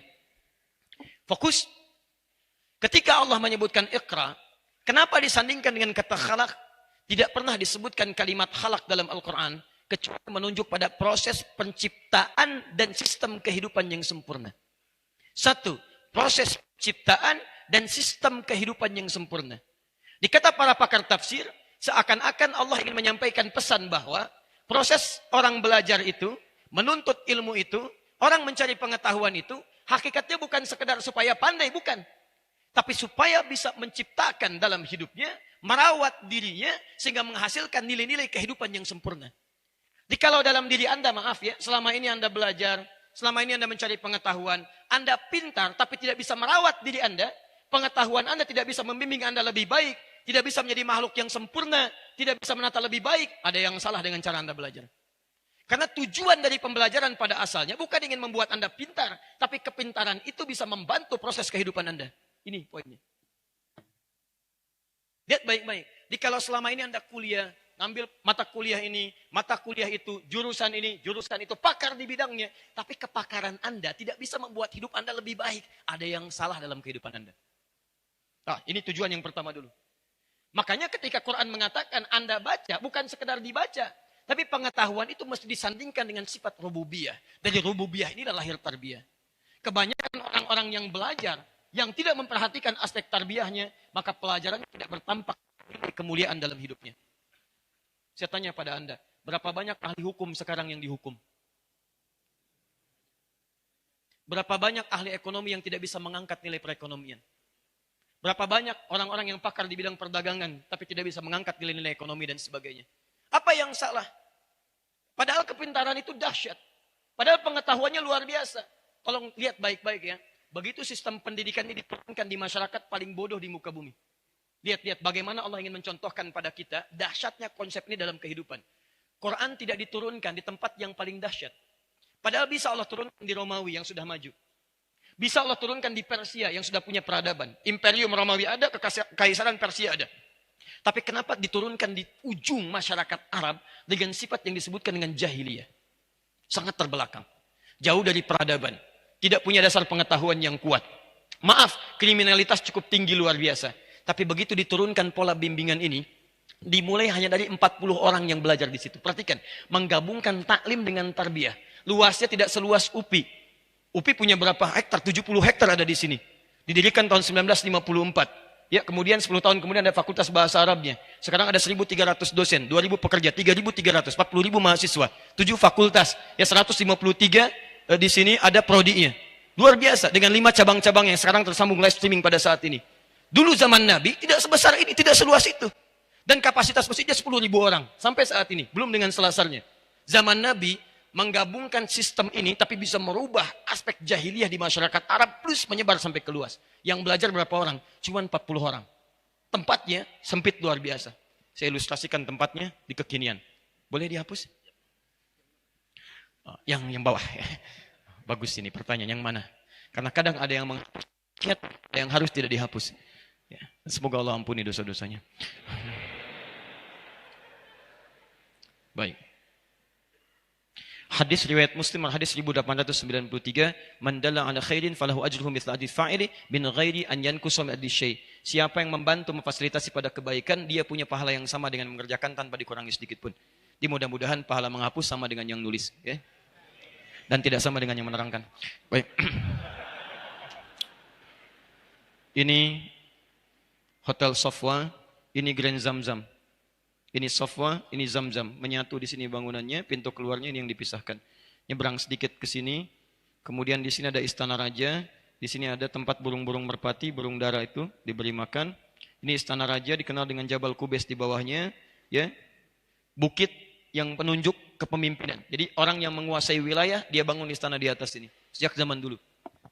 Kemudian di sini ada pintu gate 1, King Abdul Aziz. Anda keluar ke sini untuk menuju tempat taklimnya Nabi. Anda geser ke sini, lurus, belok ke kanan kalau dari sini. Sekitar 10 meter dari sini, di sini ada pos security. CCTV-nya satu menghadap ke sini. Ini ada petugasnya pakai baju coklat. Di sini ada kipas angin satu. Jalan ke sini, sampai ke ujung ada 35 kipas angin dari sini ke sini. Ada pintu 26, Gate Ismail, pintu 27. Ini ada babun Nabi di sini, ada bab Ali. Di sini ada babus salam. Dari babus salam garis lurus ke sini. Ini tempat Nabi dilahirkan, ini tempat ngambil air zam-zam. Sini ada terminal ke arah Mahbas Jin, ya. Kemudian di sini ada toilet, ke sini ada bukit sebelah sininya. Masuk dari babus salam, Anda masuk ke sini langsung menemukan bawah bukit Safa. Disinilah tempatnya Nabi mengadakan taklim pertama kali dengan tarbiyahnya. Ada 40 orang. Ini rumahnya seorang anak muda, usia 17 tahun, masuk Islam yang ke-17. Namanya Arqam bin Abi Arqam. Diwakafkan rumahnya untuk menampung tempat taklim dan tarbiyah Nabi untuk 40 orang. Demi Allah saya katakan, ketika diajarkan prinsip-prinsip penyatuan tarbiyah dengan taklim ini, sistem pendidikan yang luar biasa, tiba-tiba 40 orang ini bisa menyebar jadi da'i di seluruh dunia, dan setiap yang dipijak jadi muslim di dalamnya. Dengan keadaan yang luar biasa. Anda kenal Muawiyah bin Abi Sufyan? Luar biasa. Baik. Lihat sini. Muawiyah bin Abi Sufyan pernah melakukan ekspedisi di Afrika Utara. Mulai dari Mesir ke Libya, Tunisia, Maroko, Aljazair, sampai ke terakhir di Damaskus, Syria. Apa yang terjadi sampai hari ini, setiap tempat yang dilewati Muslim dan maju pada saat itu. Kemudian Afrika Utara jadi provinsi, gubernurnya Musa bin Nusir. Kemajuan luar biasa. Rakyat Spanyol minta bantuan, dikirimkan ke sana 10.000 orang. Dipimpin oleh Tariq bin Ziyad. Begitu dikirimkan, diisi dengan nilai-nilai keislaman, jadilah mercusuar Islam di Spanyol. Kemudian di Baghdad begitu pula. Tahun 615 Masehi, 5 tahun setelah fase dakwah utama. Ya, sebagian sahabat ada ke Habasyah, Ethiopia sekarang. Dipimpin oleh Raja Najasyi. Terjadi ekspedisi pada saat itu. Ekspedisinya mau ke Cina. Numpang sahabat di situ, singgah di Nusantara, di Baros, 414 km dari kota Medan. Singgah di situ, menyebarkan nilai keislaman. Apa yang terjadi di Nusantara? Indonesia, Filipina Selatan, Thailand Selatan, Malaysia, Brunei Darussalam, kesananya Rahin, sukunya Rahinnya. Sampai sekarang Muslim. Perhatikan bagaimana dahsyatnya ketika tiba dari 40 orang, tempat yang paling sempit, hadirlah kemudian itu. Luar biasa. Jadi kalau tempat ini lebih megah, masjidnya lebih bagus, keadaannya luas, fakultasnya banyak, seharusnya bisa mencetak lebih daripada ini. Tidak cukup dengan amin, kita lihat dulu nanti. Ya. Teruskan sini. Kita berikan gambaran dari tempat sudut dunia bisa mensibuh memberikan cahaya. Sekarang malam ini kita buktikan pada dunia. Dari UPI, dari Bandung kita berikan sinar untuk dunia. Bir. Bagaimana caranya? Itu yang kita turunkan. Jadi yang pertama, ingat prinsip pendidikan yang paling utama kata Quran. Bukan sekedar mencetak orang pintar. Tapi kepintarannya membawa maslahat dalam kehidupan. Itu poinnya. Baik-baik ya. Kalau kepintaran Anda tidak memberikan maslahat dalam kehidupan Anda, ada yang salah dalam proses pendidikannya. Ada yang keliru. Ingat, dari kata khalaq muncul turunan yang lain. Ada makhluk berarti benda-benda. Kepintaran Anda mesti membuat Anda sukses. Mendapatkan kenyamanan dalam kehidupan. Bagaimana bisa zakat kalau nggak ada yang dizakati? Bagaimana mau haji kalau tidak ada bekalnya? Bagaimana mau umroh kalau nggak ada bekalnya? Pengetahuan Anda mesti membantu Anda sukses. Dari kata khalaq turun kata akhlak. Akhlak turunannya adab, hormat dan sebagainya. Di semakin pintar itu harusnya semakin baik. Semakin berilmu itu semakin tunduk. Semakin berilmu itu semakin sopan. Bukan semakin berilmu semakin sombong. Semakin berilmu tidak ada adabnya. Imam Al-Bukhari menulis kitab Sahih Al-Bukhari 16 tahun tawadhu. Anda baca Sahih Al-Bukhari dengan terjemahan 16 hari jadi mufti. Luar biasa. Coba lihat baik-baik. Dari khalaq jadi akhlak. Dari khalaq jadi makhluk. Jadi kalau pengetahuan kita tidak mengantarkan akhlak yang sempurna, ada yang keliru di situ. Makanya Nabi langsung menegaskan ketika mengajar para sahabatnya, lihat baik-baik. Innama bu'itsu li utammima shalihal akhlak. Saya tidak diutus kecuali mengajar kalian untuk menyempurnakan nilai akhlak yang terbaik. Kembali, bagaimana cara mendapatkannya? Langsung. Satu, ini sudah saya terangkan. Sekarang kita pindah ke sebelah sini. Dan agak aneh, saya mau nulis di sini yang dihapus di sana. Itu agak aneh. Ya. Bismillah. Ya, semoga Allah maafkan. Tahan. Bagaimana caranya menghasilkan pengetahuan dengan nilai akhlak dan mendapatkan kesuksesan dalam kehidupan. Mesti sukses. Utsman diajarkan oleh Nabi, kekayaannya bisa bermanfaat dalam hidupnya. Sampai sekarang aset masih ada. Boleh, bukan berarti Anda pintar tidak boleh kaya. Boleh, tapi kekayaan itu bisa memberikan maslahat. Kalau cuma kaya untuk sombong, Anda telat, sudah keduluan Korun. Korun kaya, Korun sombong. Jadi kalau ada orang sekarang kaya pengen ikutan sombong, dia telat. Ketinggalan dia. Balik sini. Konsep pertama, Anda ingin mendapatkan pemahaman seperti tadi, dengan maslahat bagi kehidupan, turun Quran surah ke-9 ayat 122. Paling kiri sebelah bawah. Saya langsung masuk ke tataran teknis. Ini yang umum dulu ya. Kalau nanti masih ada waktunya, saya turunkan dari mulai alam kandungan sampai kembali pada Allah Subhanahu wa taala. Quran surah 9 At-Taubah ayat 122. وَمَا كَانَ الْمُؤْمِنُونَ لِيَنْفِرُوا كَافَّةً فَلَوْلَا نَفَرَ مِنْ كُلِّ فِرْقَةٍ مِنْهُمْ طَائِفَةٌ لِيَتَفَقَّهُوا فِي الدِّينِ. Fokus. وَمَا كَانَ الْمُؤْمِنُونَ لِيَنْفِرُوا كَافَّةً. Satu, sebelum Anda belajar, disebutkan dulu kalimat imannya. Allah tidak menyebut para pembelajar dengan kalimat tullabul ilmi. Tapi menyebut para pembelajar pertama kali dengan kalimat wa ma kanal mu'minun. Satu, iman. Turunkan. Liyanfiru kaffah falawla nafar. Nafar. Ini pesertanya. Min kulli firqatin minhum. Dari nafar turun firqah. Ta'ifah. Dari firqah turun ta'ifah. Masya Allah. Ketika menyebutkan ta'ifah, liyatafaqahu fiddin. Disifati kalimat yang terakhir dengan sifat, ini poin pertamanya. Tafaqquh fiddin. Masya Allah. Cara pertama, awas, lihat hati-hati. Penyatuan antara taklim dengan tarbiyah, pengajaran dengan perawatan, menurunkan beberapa konsep dalam Quran surah 9 ayat ke-122. Satu, jika Anda ingin mengeluarkan potensi pengetahuan yang bermanfaat dalam kehidupan, tidak hanya menghasilkan pengetahuan dengan aspek kepintaran, maka pertama kata Quran, mulai dengan iman. Lakukan karena Allah Subhanahu wa taala. Di poin pertama. Saya mau berikan rahasia khususnya pada para mahasiswa malam ini. Saya berikan rahasia besar dalam Al-Quran, mungkin tidak ditemukan di kitab-kitab lain. Kalau Anda bisa konsisten mengerjakan ini, demi Allah saya katakan, pengetahuan Anda akan dipercepat oleh Allah Subhanahu wa taala. Ya, saya berikan rahasianya, ini antara kita saja ya, jangan disebar pada yang lain. Ya. Sini. Lihat baik-baik. Ada dua jenis pengetahuan yang coba kita raih. Konsep pertama, itu adalah cara universal. Allah turunkan pada setiap makhluk bernama manusia. Yang tadi telah kita bahas, caranya dengan belajar. Di setiap orang mau belajar, dia bisa pintar. Dia bisa pintar. Tapi ada yang kedua, yang Allah hanya berikan pada segolongan, bukan pada yang lainnya. Di sini untuk memberikan apresiasi karena dia melakukan amalan yang tidak dikerjakan oleh yang lain. Ya Allah, yang ini sholat, yang ini tidak sholat. Ini baca Quran, yang ini tidak baca Quran. Kenapa tidak ada perbedaan yang ini dengan yang lain? Kalau tidak ada bedanya di sini, di mana letak keadilan Allah pada nilai kemuliaan yang telah kita kerjakan? Maka diturunkanlah rahasia yang kedua yang hanya diberikan pada orang yang beriman. Untuk itulah proses belajar yang pertama dibuka dengan kalimat iman, bukan dengan yang lain. Lihat baik-baik. Allah menyebut para pembelajar dengan kalimat mu'minun, orang-orang beriman. Ketika disebutkan kalimat imannya, bukan hanya menyentuh dasar keyakinan yang dalam, tapi ada tawaran dari Quran. Hei para penuntut ilmu, maukah kalian aku percepat pemahamannya? Aku percepat pendapatan pengetahuannya? Nah, sekarang lihat baik-baik. Buka Quran surah kedua ayat 282. Paling kiri sebelah bawah. Langsung lihat ke ujungnya. Boleh pinjam penghapusnya? Saya hapus yang ini. Saya naikkan ke sini. Saya hapus dulu. Sudah? Lihat sini. Fokus. Fokus baik-baik.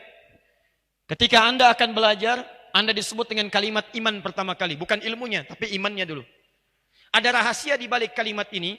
Selain menghadirkan proses pahala dalam pembelajaran Anda, tapi yang kedua ini yang paling dahsyat. Allah ingin percepat proses pendapatan pengetahuannya.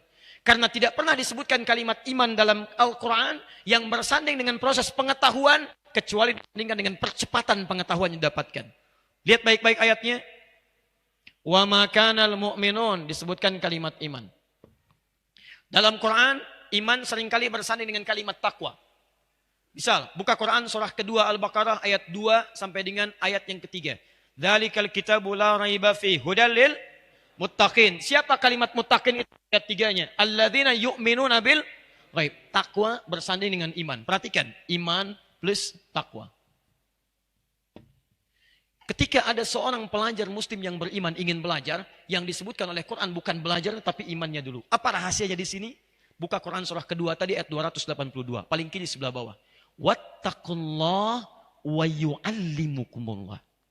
Tingkatkan takwa Anda kepada Allah, maka Allah akan berkenan mempercepat pengajaran pengetahuan kepada Anda. Ada golongan yang kedua, yang dipercepat pengetahuannya oleh Allah, ditanamkan oleh Allah, beda dengan yang pertama. Jadi kalau yang pertama tadi dia belajar, sekali belum paham, 2 kali belum paham, tapi yang ini tidak. Sekali dibacakan tiba-tiba bisa meresap dalam jiwanya.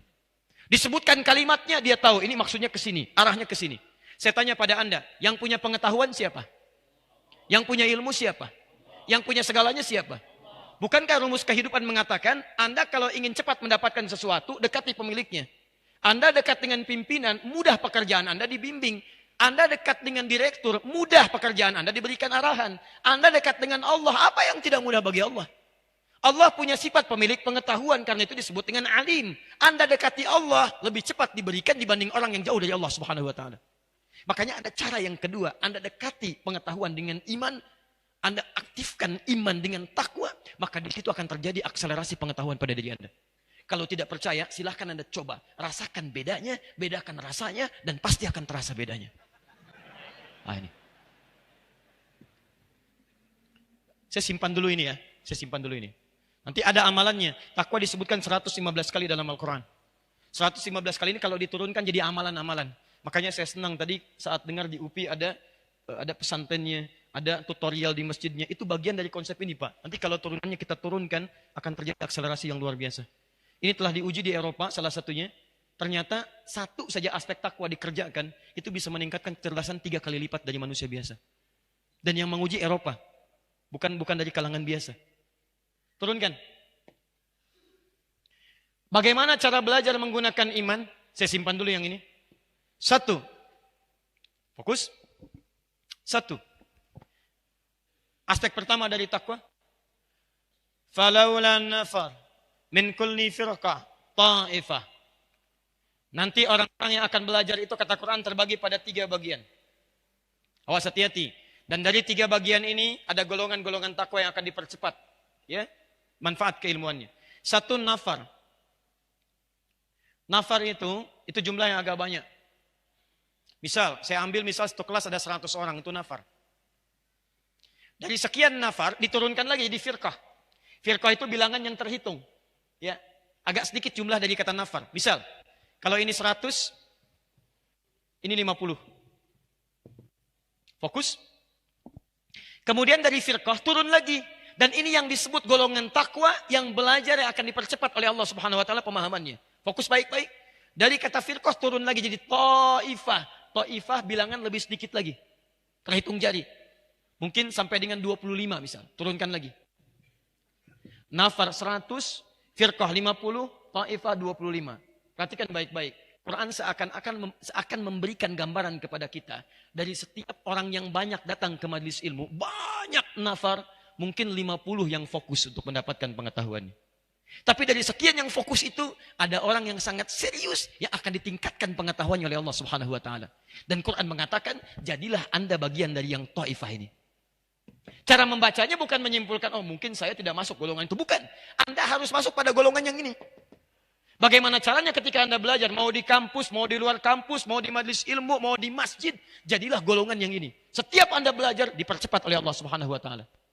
Baik, siapa golongan ta'ifah ini? Dibahas oleh Al-Quran. Lihat tafaqahu fiddin. Ciri pertamanya, dia bukan sekedar belajar, tapi sifat belajarnya disebut dengan tafaqquh fiddin. Sistem pendidikan pertama dalam Al-Quran menggabungkan taklim dengan tarbiyah, istilahnya tafaqquh fiddin. Dari kata fiqih. Saya naikkan ke atas. Tafaqquh. Kalimat pertama. 2. fiddin. Kalimat kedua. Lihat baik-baik. Satu, tafaqquh. Dari kata fikih. Apa itu fikih? Paham, mengerti. Fikih, paham, mengerti. Kalau Anda ingin berusaha mewujudkan sesuatu, ingin mendapatkan sesuatu, tadi saya berikan rumus, tambahkan huruf ta di awal kalimatnya. Dari kata fikih, fa, qaf, ha, tambahkan ta di depannya. Kalau Anda mendapati huruf sebelum akhir kalimatnya tasydid, dari kata syiddah, itu berarti sesuatu yang tidak mudah. Butuh motivasi 2 kali lipat. Makanya setiap ada huruf yang bertasydid dibacanya double. Awal, syadda, yashuddu. Butuh 2 kali lipat motivasi daripada sebelumnya. Perhatikan petunjuknya. Kalau Anda ingin belajar dengan baik, ilmunya bermanfaat, kata Quran, pertama kali kalau Anda mengaku orang yang beriman dan takwa, jangan sekedar belajar untuk mendapatkan pengetahuan. Tapi Anda mesti berusaha serius, hadirkan motivasi berkali lipat untuk memahami apa yang Anda pelajari. Paham? Jadi orang takwa, apapun yang ia pelajari, tidak membatasi diri dengan mendapatkan pengetahuannya, tapi harus sampai pada titik pemahaman apa yang ia pelajari. Kalau Anda mengaku orang beriman, Anda mengaku orang takwa, maka jangan cukupkan belajar dengan hanya mentransfer pengetahuan. Kata dosen begini, Anda catat, Anda siapkan. Kuliah lulus, tapi Anda tidak paham apa yang dipelajari. Itu tidak disukai. Maka kalau ilmu Anda akan bermanfaat dalam kehidupan, pertama, mustahil ada ilmu yang bermanfaat kalau tidak dipahami esensi pengetahuan itu. Mungkin barangkali orang sekarang itu, maaf ya, bukan kurang pintar, tapi kurang paham menggunakan kepintarannya. Bahkan ada yang saking tidak pahamnya, ilmunya dipakai untuk keburukan. Ini pakar apa nih? Pakar ini Pak, otak atik dalam hal apa? Kunci bisa Pak. Dipakailah dia. Untuk apa? Untuk otak atik motor orang. Ini pakar apa? Pakar ekonomi. Pakar apa? Pakar keuangan. Untuk apa? Ngotak-ngatik bagaimana menghitung supaya dapat komisi-komisi lebih daripada itu. Ini yang fatal. Dia tidak paham bagaimana cara menggunakan nilai keilmuan pada yang bermaslahat dalam kehidupan. Makanya kata Quran, jangan sampai Anda belajar sesuatu tapi tidak paham apa yang dipelajari. Itu tidak disukai. Contoh, kasus yang pertama. Ini sindiran halus di Quran, tapi tajam sekali. Saya tanya pada Anda, berapa kali sehari Anda sholat? 5 kali sehari. Masya Allah. 5 kali sehari yang wajib, 17 rakaat. Pertanyaan saya sederhana ya. Dari mulai balik sampai sekarang, sudah berapa ribu rakaat kita kerjakan? Sekarang perhatikan baik-baik. Ada sindiran halus di Quran surah 29 ayat 45. Kata Al-Quran, bahkan ada orang yang sholat pun belum paham apa yang dibaca dan dilakukan dalam sholatnya. Pertanyaan saya, setiap Anda ruku paham gak yang dibaca dalam ruku? Ketika Anda sujud mengerti gak yang dibaca dalam sujud? Bagaimana sholat Anda bisa khusyuk kalau Anda tidak mengerti apa yang dikerjakan? Bagaimana sholat Anda akan bermanfaat kalau Anda tidak paham apa yang dilakukan? Anda urusan dunia saja dipahami begitu rupa. Mau kuliah dipahami, mau kerja dipahami, tupoksinya dilakukan dengan baik. Ini urusan akhirat kita yang abadi sifatnya, kenapa kita tidak pahami? Ini baru persoalan sholat. Dan sangat aneh, ada orang mengerjakan 5 kali dalam sehari, 17 rakaat setiap hari dikerjakan, tapi tidak mengerti apa yang dilakukan. Ada sesuatu yang salah. Makanya hasil dari pekerjaan tadi, hasil dari ibadah sholat tadi, tidak teraktualisasikan dalam kehidupan kita. Contoh, kata Allah dalam Al-Quran, fungsi sholat salah satunya itu mencegah perbuatan keji dan mungkar. Jadi kalau orang sholatnya bagus, turun Quran surah 29 ayat 45. Inna sholata tanha anil fahsyi wal munkar. Sungguh kalau orang benar, dia akan terbebas dari 2 sumber keburukan. Jadi kalau ada orang yang sifat dan sikapnya buruk, sumbernya cuma 2, tidak ada yang ketiga. 1 fahsya. Maaf, keburukan yang muncul dari syahwat. Ya, pornografi, porno aksi, LGBT, kemudian ada apa yang semisalnya, kata-kata jorok, kotor dan sebagainya, itu fahsya namanya. Dimaaf, kata Quran, orang sholat mustahil berkatanya yang jorok. Mustahil dia bisa mencela. Mustahil dia bisa memandang yang kotor. Mustahil. Jadi kalau ada orang tidak sholat mencela orang lain, ya itu mungkin dia tidak sholat. Tapi kalau ada sholat 5 waktu sehari, Jumatan sepekan sekali, sholat sunnah dikerjakan, rawatib 12, tahajud sampai luar biasa, masih mencela orang lain, ada yang salah dalam sholat Anda. Kalau orang nggak sholat, dia mencela, dia tidak sholat. Tapi kalau Anda tiap hari sholat mencela, ada yang salah dalam diri Anda. Orang sholat itu terjaga dari ujung kepala sampai ujung kaki. Kalau orang tidak sholat melihat tayangan yang kotor, dia nggak sholat. Tapi kalau Anda sholat, mata Anda melihat segalanya, ada yang salah dalam sholat Anda. Videoton lihat, gambar tidak baik dilihat. Padahal baru sholat. Ada yang salah. Astagfirullah. Astagfirullah. Astagfirullah tapi dilihat. Ada yang salah. Dua mungkar. Keburukan yang diingkari oleh hati. Sumbernya nafsu perut dengan akal. Mencuri itu mungkar. Berselisih mungkar. Korupsi mungkar. Menipu mungkar. Dan sebagainya. Sekarang lihat. Betapa banyak orang mau ke masjid, mau sholat. Masih takut kehilangan sandalnya. Padahal mau sholat. Padahal mau sholat.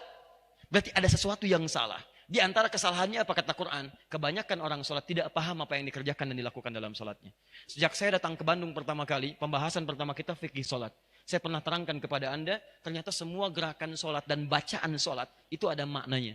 Kenapa tangan Anda begini? Kenapa sejajar dengan bahu? Kenapa tangannya terbuka? Kenapa yang kanan melipat yang kiri begini? Kenapa disimpan di dada? Kenapa rukunya harus sejajar keseluruhannya? Kenapa sujud seperti itu? Semua ada maknanya. Dan ketika diajarkan pada para sahabat, demi Allah, katakan pada saya, mana di antara sahabat yang sholat kemudian berubah jadi buruk kehidupannya? Tidak ada. Semua orang mendapatkan keberhasilan dalam dirinya. Paham? Ini poin pertama. Jadi mulai hari ini, mohon maaf ya, aspek apapun dalam kehidupan kita, Anda belajar apapun, jangan cukupkan pada penerimaan informasi, tapi pastikan Anda paham untuk mengetahuinya. Jelas? Dua. Ini baik-baik. Ini yang paling unik, yang kedua. Anda ketika ingin belajar apapun, silahkan terapkan konsep pemahaman ini. Tapi jangan lupa, yang paling utama adalah Anda memaksimalkan pemahaman itu dengan menyandingkan ketaatan dalam beragama. Ad-din. Fid-din. Apa itu ad-din? Islam. Tahu dari mana? Quran surah ketiga ayat 19, paling kiri sebelah atas. Inna ad-dina indallahil Islam. Baik, apa itu Islam? Ad-din. Apa itu ad-din? Islam. Lihat sini, lihat cara memahaminya. Saya agak pelankan sedikit supaya mudah kita pahami. Lihat, kalau Anda ingin berhasil pengetahuannya, lakukan dengan iman. Bagaimana cara belajar dengan iman? Manfaatkan takwa. Cara pertama, pahami dengan baik setiap pembelajaran. Cara kedua, sandingkan proses pembelajaran dengan ketaatan dalam beragama. Namanya disebut ad-din.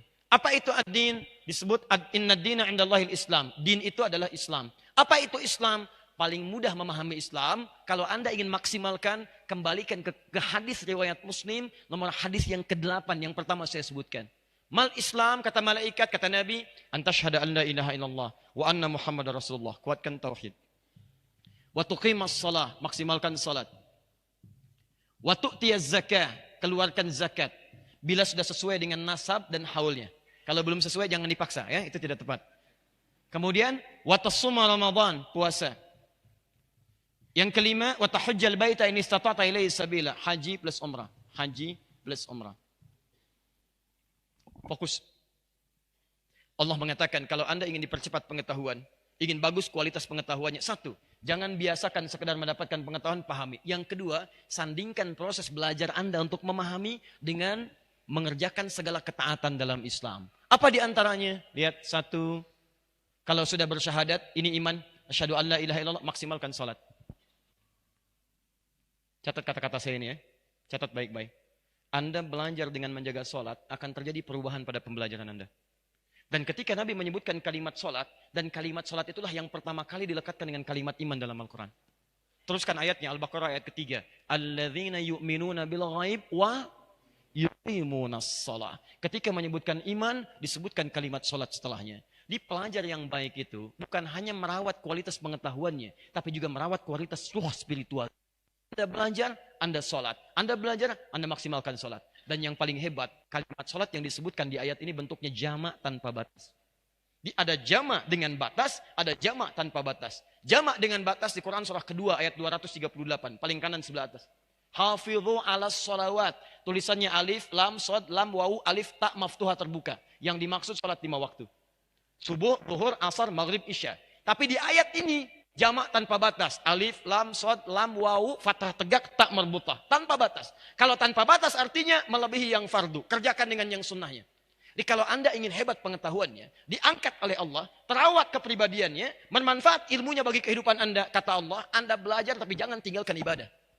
Pertama, maksimalkan sholat. Keluarkan semua jenis sholat yang bisa Anda tunaikan. Yang fardu jelas ada 5. Yang sunnah berapa? Misal, sunnah yang siang 12 rakaat dengan malamnya. Disebut dengan rawatib. At-Tirmidzi nomor hadis 414. Ya, dari Ummu Habibah radhiyallahu taala anha. Ya, lihat ketika beliau bertanya, kata Nabi, "Man shalla isnatai asyrata raka'atan." Siapa yang salat 12 rakaat fi yaumin wa lailatin, mengiringi salat fardunya siang dengan malam. Arba'an qabla dhuhri, 4 rakaat sebelum zuhur. Raka'ataini ba'daha, 2 rakaat setelahnya. Raka'ataini ba'dal maghrib, 2 rakaat setelah maghrib. Raka'ataini ba'dal isya, 2 rakaat setelah isya. 10 raka'ataini qabla subhi, 2 rakaat sebelum subuh. 12. Ada 12 yang rawatib. Malam tahajud, bahkan yang tahajud lebih dahsyat lagi. Turun ayatnya langsung, Quran surah 17, ayat 79 sampai dengan 80-nya. Ada bacaannya, Quran surah ke-73, ayat ke-20-nya. Demi Allah saya katakan, Anda tunaikan tahajud, Anda tunaikan qiyamul lail, Anda tunaikan salat duhanya, Anda tunaikan rawatibnya, Anda tunaikan syuruknya. Dan lihat apa yang terjadi pada percepatan pengetahuan Anda. Akan ada perubahan luar biasa. Saya mencoba mempraktikkan konsep ini saat membaca ayatnya dan saya praktikkan sejak di pesantren. Teman-teman saat malam ujian, mereka ke kelas, saya ke masjid. Saya tetap baca, belajar. Baca, belajar, malam, tertidur di masjid. Setiap kali malam tertidur, selalu terjadi hal yang seperti itu. Tidur, mata tertutup. Selalu begitu. Tapi ada yang terjadi. Tiba-tiba malam kita mimpi, ngerjakan soal. Besoknya ketika ujian, sama persis soalnya dengan apa yang kita lihat dalam mimpi. Selalu begitu. Lihat. Tapi poinnya bukan itu. Poinnya dari sekian yang kita kerjakan, berapa yang bermanfaat dalam kehidupan kita. Karena tidak sedikit orang pintar, tapi kepintaran tidak membuat baik dalam kehidupannya. Anda belajar, Anda sholat. Sholat bertugas mencegah Anda dari keburukan. Kepintaran itu mengarahkan tujuan Anda pada tujuan kehidupan. Itu poinnya. Ya, 1. 2, saya agak cepat. Din, ini, Anda mustahil sholat kalau tidak baca Al-Quran. Karena rukun pertama dalam sholat membaca Al-Fatihah. Al-Fatihah Quran bukan? Quran. Maka ciri pelajar yang kedua, dia tidak akan jauh dari Al-Quran. Nanti saya berikan rahasia pada Anda bagaimana cara belajar orang dulu. Perhatikan baik-baik. 2, pesan saya akan lebih cepat saja. Karena tidak semua orang bisa menunaikan haji. Tidak semua orang bisa berzakat. Tidak semua orang harus menunggu puasa Ramadan yang akan datang. Tapi Anda bisa lekat dengan Al-Quran dalam setiap waktu dan kesempatan yang terbaik. Lihat baik-baik. Ketika Allah menyebutkan kalimat sholat, diselang dengan infak, setelahnya muncul kalimat interaksi dengan Quran. Walladzina yu'minuna bima unzila ilaik. Apa yang diturunkan pada Nabi Muhammad? Al-Quran. Quran surah kedua ayat 185. Syahrul Ramadan alladzi unzila fihil Quran. Dari Al-Fatihah sampai dengan An-Nas. Teman-teman sekalian catat kalimat ini. Anda teguhkan sholat, Anda dekat dengan Al-Quran. Ketika Anda berinteraksi cepat dengan Al-Quran, akan terjadi sesuatu perubahan dalam kecepatan memori kita. Bahkan Barat mengatakan, survei mereka, orang yang hafal Quran sampai dengan selesai, itu minimal kecerdasannya meningkat 3 kali lipat. Dan dia sudah menghafal 56.000 kosakata dalam benaknya. Orang yang banyak kosakatanya akan mempercepat pemikiran, cepat menangkap hal-hal yang lain, dan cepat menyimpulkan apa yang ingin dia kemukakan. Nah, sekarang lihat baik-baik. Cara berinteraksi dengan Quran dibagi 3 bagian. Saya agak cepat. Setelah ini nanti saya sebutkan di antara para ulama yang karyanya masih ada sampai sekarang, dan karyanya abadi, dan 2 inilah yang dikerjakan oleh mereka. 1, ini bagi pemula sekedar baca. Hanya dibaca saja. Baca. Namanya qiraah. Qiraah. Perintahnya disebut dengan iqra. Jadi kalau ada kata iqra artinya baca, tapi tidak menuntut memahami apa yang dibaca. Yang penting bisa baca dulu. Ya. 2, disebut dengan tilawah. Tilawah. Berarti membaca, memahami apa yang dibaca, dan mengamalkan apa yang dipahami itu. Qiraah. 2, tilawah. Maaf, kalau Anda sudah selesai di sini, sudah paham bacaan Quran, lancar bacaannya, pindahlah pada aspek yang kedua. Jangan terus-menerus berada di sini. Tidak salah, pahalanya banyak setiap dibaca 10 kebaikan. At-Tirmidzi nomor hadis 2910. Man qara'a harfan min kitabillah falahu asyru hasanat. Siapa yang baca 1 huruf dari kitabullah dapat 10 kebaikan. Anda baca dapat pahala. Setiap hurufnya 10. Tapi yang diinginkan oleh Quran bukan cuma dibaca. Bacaan itu mengantarkan pada pemahaman. Kalau di sini ada koran misalnya, apa tujuan orang baca koran? Supaya paham isinya. Anda dikasih diktat, apa tujuannya? Supaya paham isinya. Bukan sekedar dibaca. Anda baca, bagus untuk Anda. Tapi Anda paham, itu lebih bagus. Makanya ketika seseorang sudah sampai pada tahap pengetahuan baik dalam membaca, Quran meminta pindahkan pada aspek yang kedua. Tilawah, pahami bacaannya. Pahami? Nabi diperintahkan untuk itu. Turun Quran surah 96 ayat 1, begitu Qurannya sudah hadir dipindahkan ke Quran surah 29 ayat 45, tilawah. Lihat orang tua kita. Orang tua kita itu tidak banyak bicara, tapi kalimatnya tajam. Setiap ada orang baca Quran, selalu diinginkan untuk dipahami maknanya. Di Bandung bahasanya Sunda. Coba lihat rata-rata. Kita mengatakan, jangan ngadaras, ngadaras, ngadaras, ngadaras. Ngadaras. Apa itu Ustaz ngadaras? Hujan. Bukan hujan. Ya. Ngadaras dari kata darosa. Darosa artinya belajar. Darosa. Darosa, ngadaras, belajar, belajar, belajar. Belajar itu bukan cuma baca. Pahami apa yang dibaca. Diterjemahkan ke dalam bahasa Indonesia. Mengaji. Dari kata mengkaji. Dipahami isinya. Makanya orang tua kita tidak menginginkan orang baca Quran kecuali dipahami isinya. Setiap ada momentum apapun, di sini ada yang baca. Qiraah, orangnya disebut qori. Dan di sampingnya ada yang menerjemahkan bacaan itu supaya dipahami isinya. Siapa yang menerjemahkan namanya? Tuh, Sari Tilawah. Mungkin yang pertama menerjemahkan namanya Bu Sari. Makanya disebut Sari Tilawah. Coba kalau Adi, jadi Adi Tilawah. Di bahasa Arab nggak ada Sari Tilawah. Yang ada cukup tilawah. Cukup tilawah. Cuman mungkin di kita yang pertama menerjemahkan namanya Sari. Disebut dengan Sari Tilawah. 3, tahfidz. Nah ini yang dahsyat. Saya minta teman-teman yang mahasiswa tolong maksimalkan ini ya. Atau kita yang belajar dimanapun, termasuk anak-anak kita. Nanti saya tutup sampai sini dulu. Yang ketiga ini yang paling dahsyat. Kalau sudah mulai paham isinya, bacaannya mulai bagus, supaya Quran hadir dalam jiwa Anda, mulailah menghafal ayat-ayat yang Anda butuhkan dalam kehidupan. Jadi cara menghafal Quran itu tidak harus semua dihafalkan. Kalau bisa menghafal semuanya, bagus. Tapi kalau saya boleh sarankan, Anda dalam proses menghafal keseluruhan ayat-ayat Quran itu, coba keluarkan dulu ayat-ayat Quran yang sesuai dengan pekerjaan Anda, aktivitas Anda. Misal, Anda pelajar kenapa tidak mengeluarkan ayat-ayat bimbingan belajar dalam Al-Quran? Ibu-ibu rumah tangga kenapa tidak mengeluarkan ayat-ayat tentang menjadi ibu yang soleh dalam Al-Quran? Teman-teman yang pengusaha kenapa tidak mengeluarkan ayat-ayat bisnis dalam Al-Quran? Anda keluarkan ayatnya, Anda hafalkan ayatnya, Anda pahami isinya, dan jadikan pedoman dalam kehidupan. Dan itulah yang diajarkan Nabi sejak masa-masa dulu. Makanya para sahabat berjalan dengan Qurannya, beraktivitas dengan Qurannya. Dan Quran bukan cuma bacaan, tapi petunjuk bagaimana menjalani kehidupan yang harus dijalani. Begitu. Mulai hafalkan, dan jadikan bimbingan dalam kehidupan. Tapi poinnya adalah, ketika Anda sudah mulai bisa menghafal Quran, maka keluarlah kemudian ketetapan Allah di situ. Salatnya rajin dikerjakan, Quran kemudian dihadirkan, apa yang terjadi? Kalau Anda konsisten mengerjakan ini, nanti akan ada lompatan pengetahuan yang diberikan oleh Allah Subhanahu wa Ta'ala. Saya berikan beberapa contoh. Anda kenal Ibnu Sina?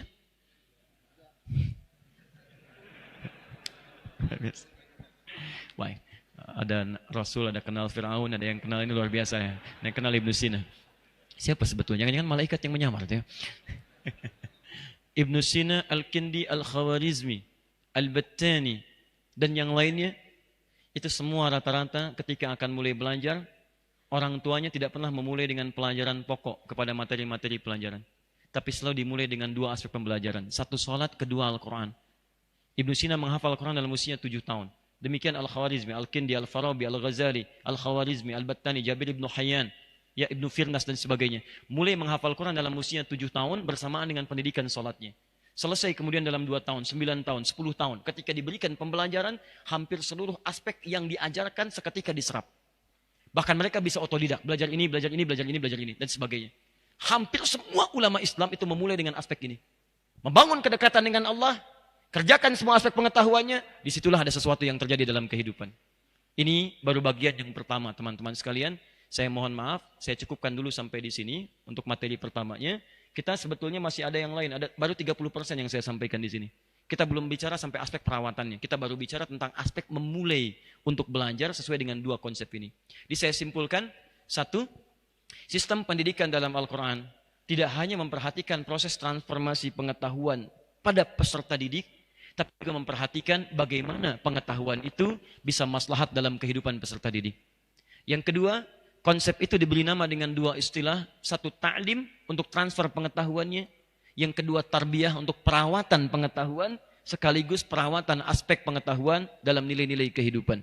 Dan yang ketiga, teman-teman sekalian, yang ketiga ini poinnya, hal pertama yang harus dikerjakan oleh seorang pembelajar, jika ingin mendapatkan percepatan pengetahuan dan manfaat dalam kehidupannya, pertama, lakukan itu dengan iman karena Allah Subhanahu wa Ta'ala, bukan karena yang lain. Allah pemilik pengetahuan, Anda dekati Allah, Anda akan dipercepat pengetahuannya. Yang kedua, dalam rangka belajar dengan menggunakan iman, Quran memberikan pesan, satu, jangan ada orang beriman belajar sampai tidak memahami apa yang dipelajari. Mulai hari ini, Anda kuliah dimanapun, termasuk di UPI sini, belajar dimanapun, termasuk di masjid, di majelis ilmu, pastikan setiap yang Anda pelajari, Anda paham apa yang dipelajari. Yang kedua, pemahaman itu mesti disandingkan dengan ketakwaan pada Allah Subhanahu wa Ta'ala dengan memaksimalkan ibadah. Jaga sholat Anda, jaga bacaan Quran Anda, jaga kemudian akhlak Anda. Dan dengan semua itu, Allah akan berkenan membuka pintu pengetahuan kita dan memberikan nilai-nilai kebaikan dalam kehidupan kita. Ini baru yang pertama, ada beberapa turunan ayat-ayat lagi yang bisa kita maksimalkan. Dan barangkali insya Allah, karena waktunya tadi saya diberikan 1 jam sampai jam 9, sekarang ada 11 menit. Ya, kalau saya sempurnakan keseluruhan, saya khawatir terlampau cepat, jadi tidak bisa ditangkap dengan baik. Saya berikan dulu sisa waktu untuk membahas beberapa pertanyaan yang disampaikan. Kita berhenti di jam 9, lalu saya serahkan kepada panitia untuk bisa barangkali menyampaikan apa yang ingin disampaikan. Sebentar, paham apa yang saya sampaikan? Bisa mengerti insya Allah? Baik, ya. Barakallah Ustaz, semoga keselamatan buat Ustaz di dunia dan akhirat. Semoga buat Anda keseluruhannya insya Allah diberikan yang terbaik. Saya pernah dengar kalau baca Al-Quran setiap hurufnya diberi pahala dan dilipat gandakan 10 kebajikan. Menurut hadis, seandainya cuma baca Yasin, Toha saja dapat pahala tidak? Syukran. Baik. Baik, menurut hadisnya ada di At-Tirmidzi, nomor hadis 2910. At-Tirmidzi namanya Muhammad, nama aslinya. Beliau tumbuh dan wafat di Tirmidzi, dikenal dengan At-Tirmidzi. Ya, punya banyak kemampuan, menghafal Quran, rajin tahajud, ahli hadis, menulis kitab namanya Al-Jami, dikenal dengan Sunan At-Tirmidzi, nomor hadis 2910. Ya, man qara'a harfan min kitabillah falahu asyru hasanat. Siapa yang bisa membaca satu huruf dari Al-Quran kitab Allah, dia dapat padanan setiap hurufnya 10 kebaikan. Walam aqul alif lam mim harfun. Saya tidak katakan alif lam mim satu huruf. Walakin alifun harfun, lamun harfun, mimun harfun. Tapi alif satu huruf, lam satu huruf, mim satu huruf. Jadi kalau orang baca alif lam mim, dapat berapa? 3 huruf. Berapa pahala? 30. Sekarang Anda tanyakan, Ustadz kalau saya baca Toha, Yasin dapat pahala tidak? Dapat. Toha 2 huruf, berarti 20 kebaikan. Yasin 2 huruf, 20 kebaikan. Tapi biasanya jarang ada orang baca Quran cuma 2 huruf. Toha, sudah 20. Hampir tidak ada. Kecuali Anda. Ya. Bagaimana hukum salat berjamaah yang terputus oleh pilar atau tiang masjid? Lihat kondisi tiang atau pilarnya. Kalau kondisi tiang atau pilarnya dia merapat ke arah tembok dengan lebih sempit, gak ada masalah. Anda sambungkan di tengah-tengah itu. Tapi kalau memotong-motong Anda dan dimungkinkan pada saf yang setelahnya, tercukupi itu maka lebih baik pada saf setelahnya. Kalau tercukupi semuanya. Tapi kalau kondisinya darurat seperti sekarang, dalam kondisi yang padat dan sebagainya, maka kaidah usul fikih mengatakan ad-daruratu tubihul mahdharat. Dalam keadaan darurat, sesuatu yang terhalang bisa diperkenankan. Ini nggak ada masalah Anda isi. Anda isi, maksimalkan. Maka tiang itu bukan penghalang bagi Anda, tapi perapat saf di antaranya. Paham ya? Baik. Dan bukan cuma di tempat kita, di Masjid Nabawi, silahkan kunjungi. Kalau ada waktu, silahkan berkunjung ke Masjid Nabawi, Anda lihat akan ada tiang-tiang pembatas di antaranya. Bismillah, saya bahas yang ini dulu. Masya Allah, sempat diketik ya. Assalamualaikum warahmatullahi wabarakatuh. Saya baru berhijrah. Mohon bimbingan dan doa, semoga saya bisa istiqamah dan diwafatkan dalam keadaan husnul khatimah, insyaAllah. Saran saya yang pertama, kalau ingin diwafatkan dalam keadaan husnul khatimah, ada kalimat yang paling indah dari Al-Quran yang bisa kita rangkum dengan kalimat yang singkat. Setiap Anda teringat berbuat maksiat, bayangkan seketika Anda akan wafat. Kalau Anda menjaga rumus ini, Anda akan dijaga oleh Allah dalam keadaan baik. Anda diajak oleh teman, yuk, minumannya haram. Bayangkan ketika akan minum itu Anda diwafatkan oleh Allah Subhanahu wa Ta'ala. Anda ditawari proyek yang tidak baik. Begitu diajak, bayangkan diwafatkan oleh Allah pada saat itu. Insya Allah Anda akan terjaga dari perbuatan maksiat. Saya mau bertanya tentang madhab yang digunakan ormas Islam dari kalangan Muhammadiyah itu apa Ustaz? Apakah sama dengan dipakai oleh saudara kita dari kalangan salaf yang menggunakan manhaj salaf? Dan saya ada di lingkungan yang beda madhab, apakah yang dinamakan toleransi saya juga harus mengikuti cara bermadhab, cara ibadah seperti mereka? Contohnya dengan amalan-amalan seperti tahlilan, kunut dan sebagainya. Apakah saya harus seperti itu? Mohon penjelasannya. Secara singkat saja begini, secara singkat. Anda harus bedakan apa itu manhaj, apa itu madhab. Itu berbeda. Saya sering sampaikan kalau manhaj itu cara kita berislam. At-tariqul wadih, jalan yang jelas menuju Islam dengan jalur mengikuti Nabi SAW. Contoh, saya hapus ini misalnya ya. Siapa Nabi kita? Nabi Muhammad SAW. Apa yang diturunkan pada beliau untuk membimbing kita? Al-Quran. Allah turunkan Al-Quran pada Nabi Muhammad SAW. Nabi Muhammad menjelaskan isi Al-Quran kepada masyarakat yang hadir di zaman beliau. Saya sebut masyarakat, bukan hanya sahabat. Karena Quran diturunkan bukan hanya pada para sahabat. Pada masyarakat pada saat itu. Cuman ada kalangan orang yang ketika diberikan tidak mau mengambil. Itu poinnya. Yang mau mengambil beriman pada Nabi, hidup di zaman Nabi, melihat Nabi disebut dengan sahabat pada saat itu. Nah, penjelasan Nabi kepada para sahabat, masyarakat disebut dengan hadis namanya. Hadis. Apa yang dikerjakan, apa yang dilakukan, apa yang dikatakan, apa yang melekat pada Nabi namanya hadis. Kalau itu jadi pedoman kehidupan berubah namanya dari hadis jadi sunnah. Muncullah istilah Al-Quran dan sunnah. Nabi ketika mengajarkan pada para masyarakat, singkatnya nanti ada menjadi golongan sahabat yang diajarkan Al-Quran dan sunnah. Isi Al-Quran dan sunnah minimal ada 3 bagian. 1 disebut dengan ibadah, 2 disebut dengan muamalah, 3 disebut dengan akhlak. Isi dari ketiga ini dibagi pada 2 bagian. 1, dalil dan tuntunan yang hanya 1 ragam saja, 1 cara. Di 1 dalil, 1 cara. Contoh, saya langsung ambil dalam ibadah. Contohnya sholat. Ada dalam sholat yang caranya cuma 1, dalilnya 1. Misal, ketika kita bertakbir misalnya, saat takbir apa yang dibaca? Allahu Akbar, hadisnya 1, caranya 1. An-Nasai nomor hadis 886. Angkat tangan Anda, letakkan yang kanan, langsung menutup yang kiri, simpan di dada. Redaksinya langsung. Fa wadoa, fa itu langsung. Tanpa jeda, tanpa ada gerakan lain. Mohon maaf ya, saya tidak bermaksud menyalahkan, tapi hanya mengembalikan pada hadis. Kalau ada, kerjakan. Kalau tidak, cukup kita tinggalkan. Jangan terlampau kreatif dalam ibadah. Ya, misal, saya belum pernah menemukan misalnya, bukan bermaksud menyalahkan. Ustadz nggak enak ya. Kedengaran suara saya? Belakang kedengaran? Kok bisa jawab? Ya. Bisa minta izin. Luar biasa di UPI ini ya. Baik. Tidak kedengaran bisa jawab. Lihat sini. Angkat yang kanan, letakkan kanan di kiri. Redaksinya langsung. Langsung itu artinya tidak ada jeda, tidak ada gerakan lain. Begitu diangkat, letakkan yang kanan di kiri. Saya mohon maaf, saya belum menemukan. Dan sebagian beralasan begini, Ustaz, nggak enak lah. Masa sama Allah kiri dulu? Kenapa tidak kanan dulu? Allah, kanan masuk, kiri. Tutup misalnya. Nah, ini fokus ya. Kadang-kadang kaki naik dikit misalnya ya. Misal, mohon maaf. Ini hadisnya cuma 1, caranya 1. Disebutkan 1 hadis 1 cara karena menurut ukuran agama semua umat Islam mampu melakukannya. Makanya ketika dilakukan 1 cara semua orang bisa semua orang dan mengucapkannya Allahu Akbar, tidak ada kalimat lain. Kalau ada yang seperti ini artinya dipandang semua orang Islam mampu mengerjakannya. Karena itu tidak perlu kreatif mencari cara yang lain. Ya, misal yang tadi dilipat seperti ini, saya punya koleksi 1235 kitab hadis. Saya mencari sampai dari yang hadis paling sahih sampai yang paling palsu. Saking palsunya yang tadi di kitab hadis palsu pun tidak ditemukan. Anda bayangkan. Misal, yang kedua, ada tuntunan dari Nabi yang sifatnya beragam dalil, beragam cara. Di dalilnya bukan cuma 1, dalilnya banyak. Caranya bukan 1, caranya banyak. Contoh, masih dalam sholat. Bacaan Al-Fatihah. Bismillahirrahmanirrahim. 70 hadis. Dipraktikkan 4 cara oleh Rasulullah SAW. Kadang dijaharkan. Bismillahirrahmanirrahim. Jahar. Keras. Kadang silent. Bismillahirrahmanirrahim. Sir. Silent. Pelan. Kadang tidak dibaca sama sekali. Alhamdulillahirrabbilalamin. Tidak dibaca.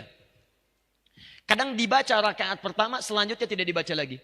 Bismillahirrahmanirrahim. Rakaat pertama. Kedua, Alhamdulillahirrabbilalamin. Tidak dibaca bismillahnya. 4 cara. 4 cara. Kadang baca yang ini, kadang yang keempat. Baca rakaat pertama, selanjutnya tidak dibaca lagi. Teman-teman, kenapa ada 4 tuntunan ini? Karena ada kisah sebelumnya. Sebelumnya dibacakan Alhamdulillahirrabbilalamin tanpa basmalah, turunlah pertanyaan dari Ibnu Abbas radhiyallahu ta'ala anhuma. Ya Rasulullah, kalau Al-Quran itu tidak ada sekatnya, tidak ada pemisah dari ayatnya, orang akan menduga ayat satu dengan lain akan bercampur. Karena dulu belum ada pemisahnya. Qul huwallah nyambung ke Al-Falaq. Al-Falaq nyambung ke An-Nas. Diturunkanlah terpisah Bismillahirrahmanirrahim. Sejak turun Bismillahirrahmanirrahim, setiap suratnya diawali dengan Bismillahirrahmanirrahim. Al-Ikhlas ada Bismillah. Setelah Bismillah nyambung ke An-Nas. Al-Falaq. Al-Falaq Bismillah. Setelah selesai nyambung ke An-Nas. Sebelum An-Nas Bismillah. Cuman satu surat yang tidak ada Bismillahnya, yaitu Al-Bara'ah. Surah At-Taubah. Surah ke-9. Kenapa tidak dimulai dengan Bismillah? Karena Al-Bara'ah dibuka dengan kalimat peperangan. Bara'atu minallah, perang. Sedangkan Bismillah mengandung unsur kemuliaan, kasih sayang. Rahman dan Rahim. Dalam perang nggak ada kasih sayang. Nggak ada kasih sayang. Siapa yang perang ketika perang ada kasih sayangnya?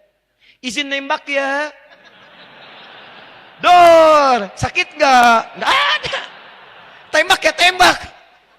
Nggak ada orang perang penuh kasih sayang.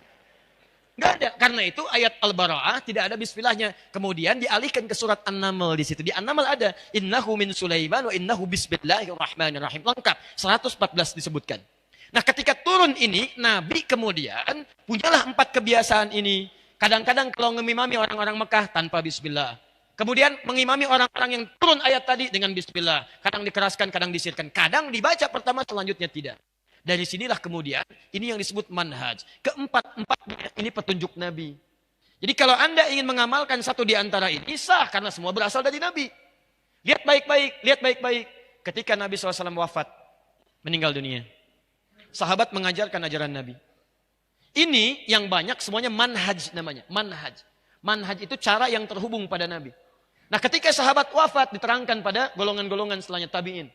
Maaf. Ini mengajar. Misal, Ibnu Abbas radhiyallahu taala anhuma, beliau tinggal di Mekah. Ubay tinggal di Madinah kemudian. Kemudian ada lagi Ibnu Mas'ud, kemudian beliau merantau sampai dengan ke Irak. Ali bin Abi Thalib beliau di Kufah. Ada lagi yang kemudian Muawiyah bin Abi Sufyan sampai ke Afrika Utara. Muaz bin Jabal sampai dengan ke Yaman. Perhatikan baik-baik. Ketika mereka pergi ke berbagai tempat, mereka mengajarkan ajaran-ajaran dari Nabi. Yang ini tidak ada masalah. Tapi yang ini kan nggak mungkin mengajarkan keseluruhannya. Anda ketika akan menunaikan sholat, kan nggak mungkin membaca keempat cara ini. Pasti harus pilih salah satunya kan? Harus pilih. Ustaz nggak bisa, itu sunnah Nabi Ustaz. Jangan dipilih-pilih, semua kerjakan. Saya nggak apa-apa, kalau saya keempat-empatnya saya baca. Masya Allah. Imam Upi subuh baca keempat-empatnya. Bismillahirrahmanirrahim. Bismillahirrahmanirrahim. Tidak dibaca sama sekali. Ini nggak bisa. Anda harus pilih salah satu. Harus pilih. Nah, ketika Anda memilih, ketika Anda memilih, keempat-empatnya ini harus dipilih salah satu. Dibedakan pernikahan dengan bacaan sholat, ini berbeda. Lihat sini, fokus. Ini semua empat-empatnya disebut dengan manhaj. Ketika Anda pilih salah satu, maka kalimatnya berubah. Ma dhahaba ilaihi. Ma dhahaba ilaihi. Hal yang cenderung saya pilih. Ma pilihan, dhahaba ilaihi yang condong saya kepadanya. Ketika saya ambil pilihan itu saya praktekkan. Nah, orang Arab itu sama dengan kita, kalau terlampau panjang dia singkat. Supaya enggak kepanjangan. Ma dhahaba ilaihi keraskan, ma dhahaba ilaihi sirkan, kepanjangan. Singkat, madhab. Singkat, madhab. Ma dhahaba ilaihi singkat jadi madhab. Ya. Dia ada singkatan-singkatan di Arab. Bahkan beberapa ayat di Quran itu istilahnya bukan bacaannya, istilahnya bisa disingkat. Disingkat yang dimaksud bacaannya. Misal, Bismillahirrahmanirrahim, basmalah. Alhamdulillahirabbil alamin, alhamdulillah. Oh, ini sudah jam 9. Saya mohon maaf barangkali kita harus coba akhiri dulu. Kita tutup ta'lim kita malam ini dengan bacaan hamdalah. Hamdalah. Tidak. Ya. Belum selesai. Ini contoh. Ya. Contoh. Belum selesai. Baik. Kita tutup dengan bacaan hamdalah. Anda bacakan alhamdulillahirabbil alamin. Ketika disebutkan madhab itu bukan kelompok. Bukan aliran. Yang dimaksudkan pilihan yang diambil karena tidak mungkin Anda mempraktekkan keseluruhannya. Maka ketika ini diturunkan, muncullah kemudian para ulama-ulama bintang di zamannya. Muncul kemudian Abu Hanifah, wafat tahun 150 Hijrah. Muncul Imam Malik, lahir 93 Hijrah. Kemudian muncul Imam Asy-Syafi'i, lahir tahun 150 Hijrah. Abu Hanifah meninggal, Asy-Syafi'i lahir. Muncul Imam Ahmad bin Hanbal tahun 163 Hijrah, lahir. Nah, ini orang-orang ini lahirnya di awal-awal abad kedua Hijrah. Lahir. Bahkan Imam Abu Hanifah wafat 150. Imam Malik lahir tahun 93. Imam Syafi'i lahir 150. Imam Ahmad lahir 163. Fokus. 163 masih di abad kedua. Orang yang lahir masih kisaran abad kedua disebut generasi salaf namanya. Salaf. Generasi tempo dulu. Zaman old. Ini. Salaf. Di Imam Ash-Syafi'i, salaf. Imam Abu Hanifah, salaf. Imam Malik, salaf. Imam Ahmad, salaf. Nah, imam-imam ini, kenapa mereka cukup terkenal? Karena mereka merangkum ajaran-ajaran para sahabat yang bersumber dari Nabi, ke masa mereka bukan hanya dengan ingatan, tapi dengan tulisan. Dulu orang belajar dengan ingatan, saking kuat ingatannya luar biasa Pak. Ingat luar biasa. Tapi masa setelahnya kan beda. Semakin meluas, semakin beragam, semakin tipikalnya berubah, semakin memiliki kekuatan yang berbeda-beda dalam ingatan. Maka para imam ini selain kuat ingatannya, mereka juga menuliskan ingatan mereka dalam bentuk kitab-kitab. Terjagalah ajaran itu dalam kitab mereka. Ini yang menyebabkan itu menyebar keseluruhannya. Tapi persoalannya, Imam Abu Hanifah nggak mungkin praktekkan keempat-empatnya. Dia harus pilih salah satu. Ketika memilih disebut dengan mazhab Abu Hanifah, dikenal dengan Hanafi. Imam Malik memilih untuk tidak baca bismillah, dikenal dengan Maliki, mazhab Maliki. Pilihan Imam Malik. Imam Asy-Syafi'i pilih dijaharkan, disebut dengan mazhab Syafi'i, pilihan Imam Asy-Syafi'i. Imam Ahmad menengahi di antara keduanya, pakai sir, silent. Ya, disebut dengan mazhab Hambali, pilihan Imam mazhab bin Ahmad bin Hambal. Di ketika disebutkan mazhab bukan kelompok, tapi pilihan para imam ini. Dan mereka tahu keseluruhannya, cuma harus memilih mana yang dipraktikkan. Nah persoalannya adalah, ketika imam ini mengajar, disampaikan generasi setelahnya, generasi setelahnya sampai ke kita. Menyebarlah sekarang. Mazhab Abu Hanifah ada di sekitaran Asia Selatan. India, Pakistan, sampai ke timur jauh di Cina. Kemudian Imam Malik sekarang, dulu di Madinah. Kemudian menyebar setelah itu sampai ke Afrika Utara. Libya, Tunisia, Maroko, Aljazair. Ya, kemudian sampai dengan nyebrang sedikit Mediterania, Italia, Prancis, sampai ke Spanyol, itu Maliki. Syafi'i ada di kisaran Syam, Syria, sampai sebagian di Mesir, sampai Asia Tenggara. Kemudian Ahmad bin Hambal, Hambali, itu kisaran Teluk, terutama Saudi. Ya, di kerajaan Arab Saudi, mazhabnya Hambali, bermadzhab, Hambali mazhabnya. Makanya jangan kaget ketika ke sana, bismillahnya disirkan. Ketika ke Syria, bismillah dijaharkan. Kenapa? Karena yang dipraktikkan, ini prinsip semuanya semanhaj dengan Nabi. Madhabnya boleh berbeda, tapi manhajnya sama bersumber dari Nabi. Pertanyaannya, orang Indonesia masuk kemana? Orang tua kita luar biasa. Semua negara ini dikunjungi. Ada yang belajar ke Pakistan, ada yang ke India. Ada yang belajar kemudian ke Libya, ke Mesir, Tunisia, Aljazair, Maroko. Ada yang belajar kemudian Syafi'i ke Syam, ya ke Syria. Ada yang belajar sampai ke Saudi, ke Madinah, ke Ummul Qura. Pulang-pulang ke Indonesia dibawa semua khazanah itu. Yang jadi masalah kadang, mohon maaf, kadang tidak disampaikan secara sempurna. Yang disampaikan apa yang dibawa aja. Inilah sumber pertama gagal paham dalam persoalan ini. Yang pulang dari Saudi misal, orang Surabaya datang ke Bandung, Bandung baru pulang dari ini, yang Mesir misalnya, di sana prakteknya Syafi'i, bismillah dijaharkan, yang di sana disirkan. Begitu datang ke sini, bismillahnya, misalnya maaf, tidak dijaharkan. Biasanya jahar jadi sir.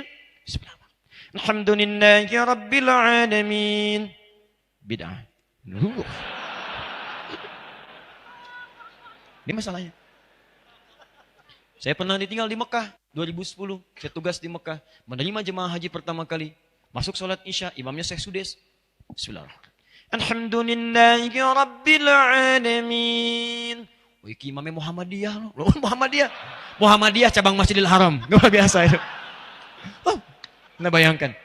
Bukan salah, sebenarnya cuma pengetahuan yang kurang masuk. Saya di Libya itu pernah mengajar beberapa siswa. Terus ada yang orang Indonesia. Saya bilang, ayo kumpul. Anda nanti gini ya, nanti ada liburan, Anda pulang ke Indonesia, coba lihat bagaimana karakteristik masyarakatnya, apa yang dibutuhkan. Pulang lagi ke sini, siapkan pelajaran supaya masyarakat yang perlukan itu bisa mendapatkannya. Jangan cuma belajar yang umum-umum, pelajari yang masyarakat Anda butuhkan. Kita bikin kelompok. Singkatnya setelah pulang dari liburan, saya tanya, Anda kemana kemarin? Saya ke daerah ini Ustaz. Apa yang terjadi? Saya tanya pertama kali, berapa jumlah orang Islamnya? Dijawab, Alhamdulillah Ustaz, 95% Muslim. 5%-nya apa Pak? Muhammadiyah.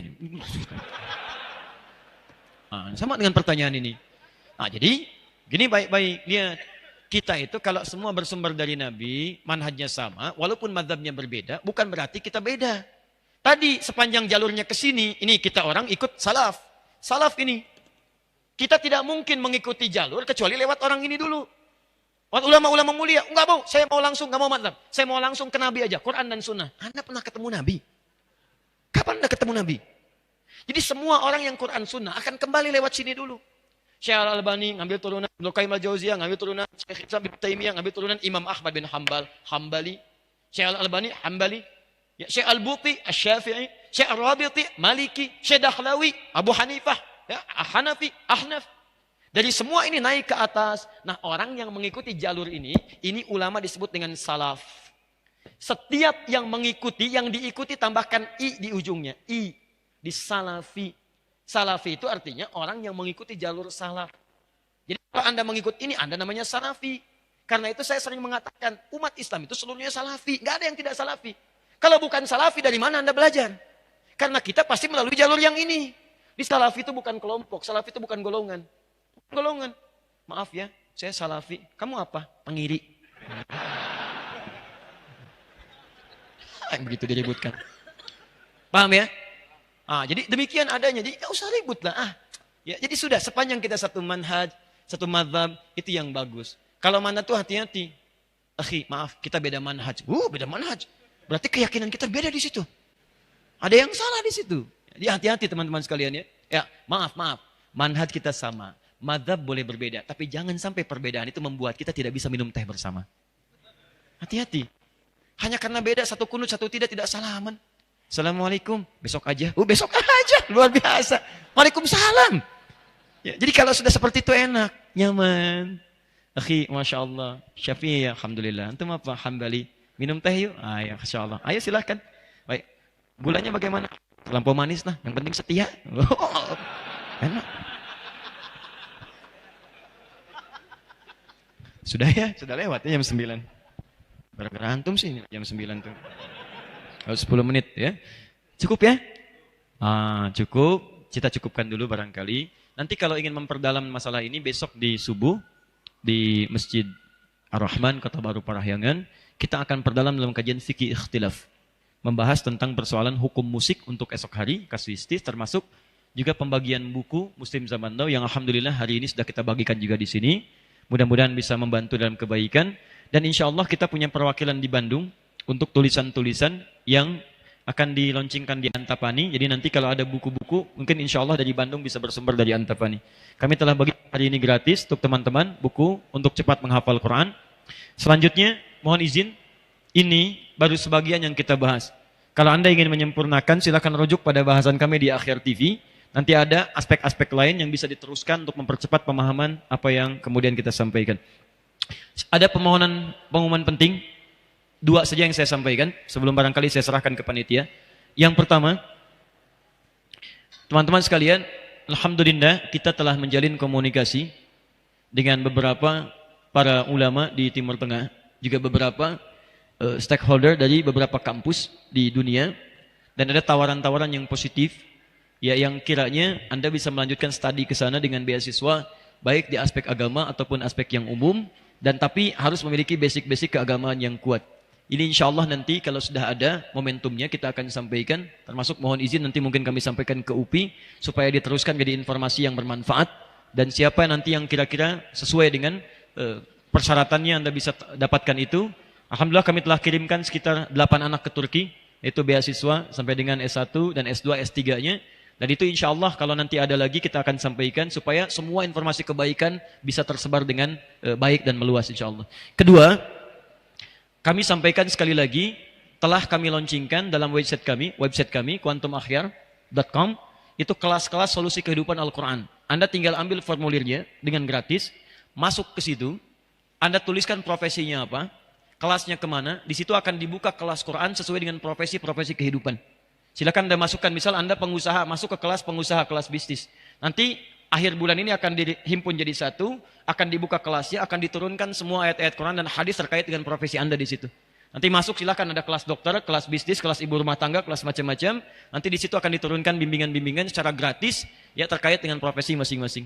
Saya kira itu yang kami sampaikan. Terima kasih atas perhatiannya. Sebelumnya ini ada catatan dari panitia. Barangkali kami serahkan ke panitia langsung untuk menyampaikan. Dari saya demikian. Assalamualaikum warahmatullahi wabarakatuh.